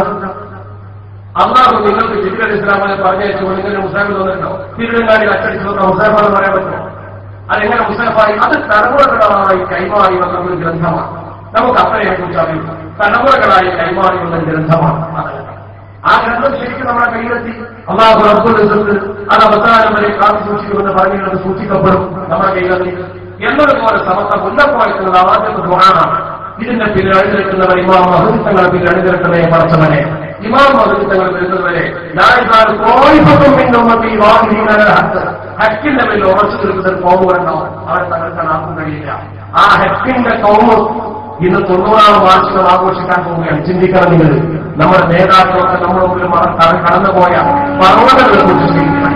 നമ്മുടെ വന്നുപോയ നിമിഷങ്ങൾ തോന്നുന്ന വന്നുപോയ വന്നുപോലെ ചെയർമാൻ ബഹുമാനപ്പെട്ട സയ്യിദ് ഉമർ ശാസ്ത്രങ്ങളുടെ മകൻ. ആ മകൻ ഉമർ ശാസ്ത്രങ്ങളുടെ മോനാണ്. ഉമർ ശാസ്ത്രങ്ങളാണ് സമത്തിന് വൈസ് പ്രസിഡന്റായിരുന്നു. ഏറ്റവും കൂടുതൽ ആക്ഷേപിച്ചില്ലേ അദ്ദേഹത്തെ? ഏറ്റവും കൂടുതൽ അദ്ദേഹത്തെ മോശമാക്കാൻ ശ്രമിച്ചില്ലേ? അദ്ദേഹം മരിച്ചത് എങ്ങനെയാണ്? അദ്ദേഹം മരിക്കുന്നതിന്റെ മണിക്കൂറുകൾക്ക് മുമ്പ് വരെ അദ്ദേഹം തന്റെ മരണത്തിന്റെ സന്ദേശം ജനങ്ങൾക്ക് കൊടുത്തിട്ടാണ് മരിച്ചത്. തന്റെ വീട്ടിൽ പണിയെടുക്കുന്ന മനുഷ്യനോട് തലേ ദിവസം പറഞ്ഞ് ഇവിടെ പുല്ലൊക്കെ ചെത്തിക്കോ, ദൂർഭാഗം അടുത്ത വശത്തുള്ള പുല്ല് ചെത്തി അവിടെയാണ് മയ്യത്ത് സ്വീകരിക്കാനാവുന്നത്. സദ്രമാല്യമൻ അദ്ദേഹത്തിന്റെ മുമ്പിൽ ചെന്നപ്പോ ഒരു പേപ്പർ ഒപ്പിടിക്കുന്നതിനെ കുറിച്ച് പറഞ്ഞപ്പോ ഇന്ന് മദ്രസ പൂർത്തി ഞാൻ പിന്നെ കൊണ്ടുവരാമെന്ന് പറഞ്ഞപ്പോ ഇപ്പോൾ തന്നെ കൊണ്ടുവരണമെന്നാണ്. അന്ന് രാത്രി നിർമ്മാണപ്പെടുത്താൻ മരിച്ചു. സൂചനകളാണ് അതൊക്കെ. മരണം മഹാന്മാർക്ക് പടച്ചിറപ്പ് നേരത്തെ വിവരം കൊടുത്തു. അങ്ങനെ നേരത്തെ വിവരം കിട്ടി മരിക്കുന്ന രീതിയിൽ എല്ലാം ചെയ്തൊരുക്കി മരിച്ചു പോയ മനുഷ്യൻ. പാലക്കാട് പള്ളിപ്പണി തീർക്കാൻ അദ്ദേഹം ഏർപ്പെട്ടിട്ടുണ്ട്. മരണം വെളിപ്പാട് അങ്ങനെയുണ്ടെന്ന് അദ്ദേഹം പറഞ്ഞു. അർബുദ രോഗമാണെന്നുകൊണ്ടല്ല മരിച്ചത്. പെട്ടെന്ന് അദ്ദേഹത്തിന് ഹൃദയ സമരമാണുണ്ടായി. ആ ഹൃദയ സമരത്തിൽ 24 മണിക്കൂർ അദ്ദേഹം ബാധിത വസ്ത്രം തീർത്തിരുന്നു. പണിക്കാർക്ക് കൊടുക്കാനുള്ള ഇടപാടുകളൊക്കെ തീർത്തിരുന്നു. കണക്ക് പുസ്തകം പോലും ശ്രീ ഉമർ ശാസ്ത്രങ്ങൾ ബഹുമാനപ്പെട്ട ശ്രീ മുഹമ്മദ് ശാസ്ത്രങ്ങൾ വിളിച്ചു വരുത്തി കൈമാറിയിരുന്നു. അത്ഭുതമല്ലയാണ്. പഠിക്കുന്നില്ല, ചരിത്രം പഠിക്കും. അവരാണ് നമ്മുടെ നേതാക്കൾ. ആ നേതാക്കൾ ശരിക്കും മനസ്സിലാക്കിക്കൊണ്ട് സമസ്യയിലാണ് തിരക്കണം. ഞാൻ ദുരീകരിക്കുന്നില്ല. സമയം 9:30 മണി കഴിഞ്ഞു. ദുരീകരിക്കുന്നില്ല. നമുക്ക് ഈ സമസ്ത കേരള ജമാഅത്തുലമയാണോ നിങ്ങൾ താമസിക്കുന്ന സംഘടന? സമസ്ത കേരള ജമാഅത്തുലമയാണോ നിങ്ങൾ സ്നേഹിച്ചത്? എങ്കിൽ ആ സമസ്ത എവിടെ നിൽക്കുന്നത് ശരിക്കും നിങ്ങൾ മനസ്സിലാക്കണം. അതാണ് നമ്മൾ മനസ്സിലാക്കേണ്ട ഏറ്റവും പ്രധാനപ്പെട്ട കാര്യം. അതുകൊണ്ട് ആ മഹാന്മാരെ നിങ്ങൾക്ക് എന്തൊരു വിഷമണ്ടോ? ഞാൻ ഇന്നൊരു നിങ്ങളോട് പറയുന്നു, എന്തൊരു വിഷമണ്ടോ? നിങ്ങളൊരു ടെൻഷൻ വരുന്ന സമയത്ത് ശംസുലമയുടെ പേരിൽ പാർട്ടി കിടന്നു. അദ്ദേഹം നമ്മളെ രക്ഷിക്കും. കാരണം എന്താ? ഈ സംഘത്തിൽ ഒരു കണ്ണിയാണ്. ഈ സംഘത്തിൽ ഒരു കണ്ണിയാണ് നിങ്ങൾ. പെരുവഴിയിൽ ഒരു കൂടുതൽ സിലബസ് മാറ്റിയിട്ട് ആ സിലബസ് മാറ്റിയിട്ട് കണ്ടുപിടിക്കാൻ കമ്മിറ്റിക്ക് കഴിയാൻ പോയി പ്രശ്നമായപ്പോ കേസ് ഏറ്റെടുക്കാൻ പോലും വക്കീൽ തയ്യാറാകുന്നപ്പോ ആ വക്കീലിന്റെ രാത്രിയിൽ സ്വപ്നത്തിൽ ശംസുലമ വന്നുകൊണ്ട് കാര്യം ബോധ്യപ്പെടുത്തിക്കൊണ്ട സംഭവം കളിപ്പറമ്പിൽ ചെന്ന് ചോദിച്ചാൽ അവിടെ ജീവിച്ചിരിക്കുന്ന മനുഷ്യന്മാരോട് പറഞ്ഞു. ജപ്പാനവിടെ നിർമ്മാണിക്കാൻ പോയ കുട്ടികൾ അതൊരു പാട്ടാക്കി പാടിയിട്ട് അവിടെ ദുഃഖമുട്ടി കളിച്ചിട്ട് അന്ന് വക്കീൽ ജീവിച്ചിരിക്കുന്ന കൃഷ്ണൻ നായരുടെ സ്വപ്നത്തിൽ ശേഖര മോദനം കൊടുത്തു. നീ ആ കേസ് ഏറ്റെടുത്തു. അയാൾ ശേഖരനെ സ്വപ്നം കണ്ടുകൊണ്ടാണ് പറഞ്ഞു. അയാൾ കണ്ടു. ഞാൻ നേരത്തെ ചെറുപാട് ഉസ്താദിന്റെ കഥ പറഞ്ഞപ്പോൾ ചെറുപാട് ഉസ്താദിന്റെ ഇവിടെ പ്രശ്നമാരെ പരിഹരിച്ചത് അള്ളാഹു പരിഹരിച്ചു. എങ്ങനെ? അവന്റെ ഇടയാളന്മാരെ കൊണ്ട് പരിഹരിച്ചു. അള്ളാഹുത്തിന്റെ കാര്യങ്ങളിലാണ് നിയോഗിക്കും. മഴ പെയ്യാൻ മീക്കായി അലൈഹിസ്സലാമിനെ നിയോഗിച്ചിട്ട് അള്ളാഹുന്റെ നേരെ മഴ പെയ്യാൻ കഴിയാത്തതുകൊണ്ടല്ല മീക്കായി അലൈഹിസ്സലാമിനെ അടുത്തെത്തിയിട്ടുള്ളത്. റൂഹ് പിടിക്കാൻ മനുഷ്യർക്ക് കഴിയാത്തതുകൊണ്ടല്ല അസ്രായേൽ അലൈഹിസ്സലാമിനെ പറഞ്ഞേക്കണം. അള്ളാഹുനെ പിടിക്കാൻ അടുത്തതിന് അസ്രായേലിന്റെ ആവശ്യമാണ്. തന്ന റൂഹ് തിരിച്ചെടുക്കാൻ എന്നതുപോലെ അള്ളാഹുവിന്റെ അടയാളന്മാരൊക്കെ വന്ന് യാതൊരു കുഴപ്പമില്ല. അമൃതമൂലിലേക്ക് വസീല അള്ളാഹുവിലേക്ക് നിങ്ങൾ വസീല തേടണം എന്ന് പരിശുദ്ധ ഖുർആൻ പറഞ്ഞു. അതിനെ തഫ്സീർ ചെയ്തുകൊണ്ട് മഹത്വം പറഞ്ഞു. അള്ളാഹുവിലേക്ക് നിങ്ങൾ കടക്കണോ? അത് മഹാന്മാരെ തവസ്സുൽ ചെയ്യാതെ പറ്റില്ല. വജരീകളെ അതുപോലെ തന്നെ മഹത്വങ്ങളായ അമ്പിയാവുലിയാക്കളെ അവരെ ശരിക്കും അംഗീകരിക്കാതെ പരസ്പരത്തോട് എടുക്കാൻ പറ്റില്ല. കഴിയില്ല. നല്ലവരെ അംഗീകരിക്കാതെ മാതാപിതാക്കളെ അംഗീകരിക്കാതെ നമുക്ക് മുന്നോട്ട് പോകാൻ പറ്റുമോ? ദീൻ പഠിപ്പിച്ചവർ നമ്മുടെ ദീനിയായ മാതാപിതാക്കളല്ലേ, അവരിലെ ഗുരുക്കന്മാർ. ദീൻ കൊണ്ടുവന്ന നടത്തുന്ന വാക്കുകൾ അവരെ ആദരിക്കാനും ബഹുമാനിക്കാനും പഠിപ്പിച്ചുകൊണ്ടേ സമർത്ഥം ചെയ്തിട്ടുള്ളൂ, അവർക്ക് സമർത്ഥം ചെയ്തിട്ടില്ല. അതുകൊണ്ട് ആ മഹത്വങ്ങളുടെ പേരിൽ നമ്മൾ പാർട്ടി നോക്കിക്കഴിഞ്ഞാൽ നമ്മുടെ എല്ലാ ടെൻഷനും തീരും, നമ്മളെല്ലാ വിഷമവും തീരും. നിങ്ങൾ പരിശോധിച്ച് നോക്കൂ. അത്തരം നല്ല ഒരു സുഹൃത്തം നിറഞ്ഞ അവസരം സൃഷ്ടിക്കാൻ നമ്മുടെ ഓഫീസ് കാരണമാകണം. അതിനൊന്നാമത് നമുക്ക് തോഫീക്ക് നൽകുവാനാവട്ടെ എന്ന് ഹൃദയപൂർവ്വം പ്രാർത്ഥിച്ചുകൊണ്ട് ഇതിലൊരുപാട് നല്ലവരായ മനുഷ്യരും ഇത് കേട്ടിരുന്ന ഒരുപാട് ആളുകളുണ്ട്. ഓരാ ഇത്തരം ധാരാളം ആളുകൾ നമ്മുടെ സമൂഹത്തിൽ സുഹൃതങ്ങൾ ചെയ്തവരായി ഈ ഓഫീസിൽ സൗകര്യം ചെയ്ത് കൊടുത്ത ആളുകൾ, ഈ ഓഫീസിന് വേണ്ടി പ്രവർത്തിച്ച ആളുകൾ, ഈ ഇതിന്റെ പ്രവർത്തനം ബോധ്യം നൽകുന്ന ആളുകൾ, എല്ലാവർക്കും വേണ്ടി നമ്മുടെ മരണപ്പെട്ട മാതാപിതാക്കൾക്ക് വേണ്ടി പ്രത്യേകിച്ച് കബറിൽ ഒരാൾ മുങ്ങി താഴുന്നവരെ പോലെയാണ് നഷ്ടപ്പെട്ട മുഹമ്മദ് മുസ്തഫ. അപ്പൊ അതുകൊണ്ട് അത്തരം ആളുകൾക്കൊക്കെ വേണ്ടി നമുക്കൊന്ന് ദുആ ചെയ്യണം. ഒരു 10 സ്വലാത്ത് ചൊല്ലി നമ്മൾ അവർക്ക് വേണ്ടി ദുആ ചെയ്ത് നല്ല നിലയിൽ തിരിയുമ്പോൾ എന്റെ പ്രിയപ്പെട്ട സഹോദരങ്ങൾ, ആത്മാർത്ഥമായുള്ള വിഷമങ്ങളൊക്കെ പരസ്പരം തീർത്താനുള്ള നല്ല ഒരു വേദിയാണെന്ന് മനസ്സിലാക്കുക.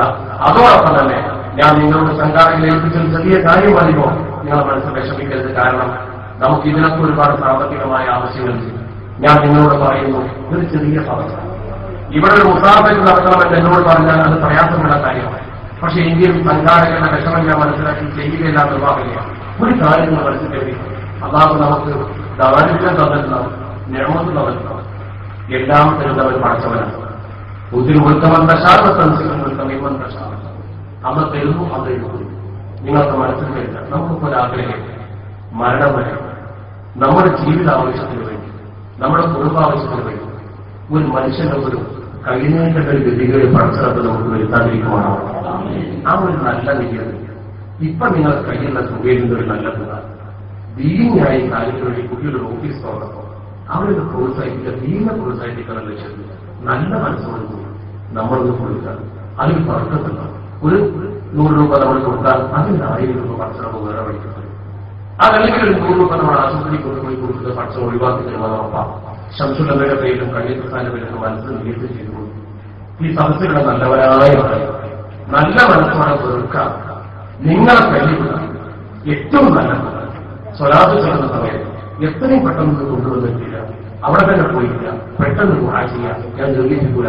അല്ലാഹു സഹായിക്കുമാറാവട്ടെ. എല്ലാവരും എഴുന്നേൽക്കും. സ്വല്ലല്ലാഹു അലാ മുഹമ്മദ് عليه وسلم صلى الله على محمد صلى الله عليه وسلم صلى الله على محمد صلى الله عليه وسلم.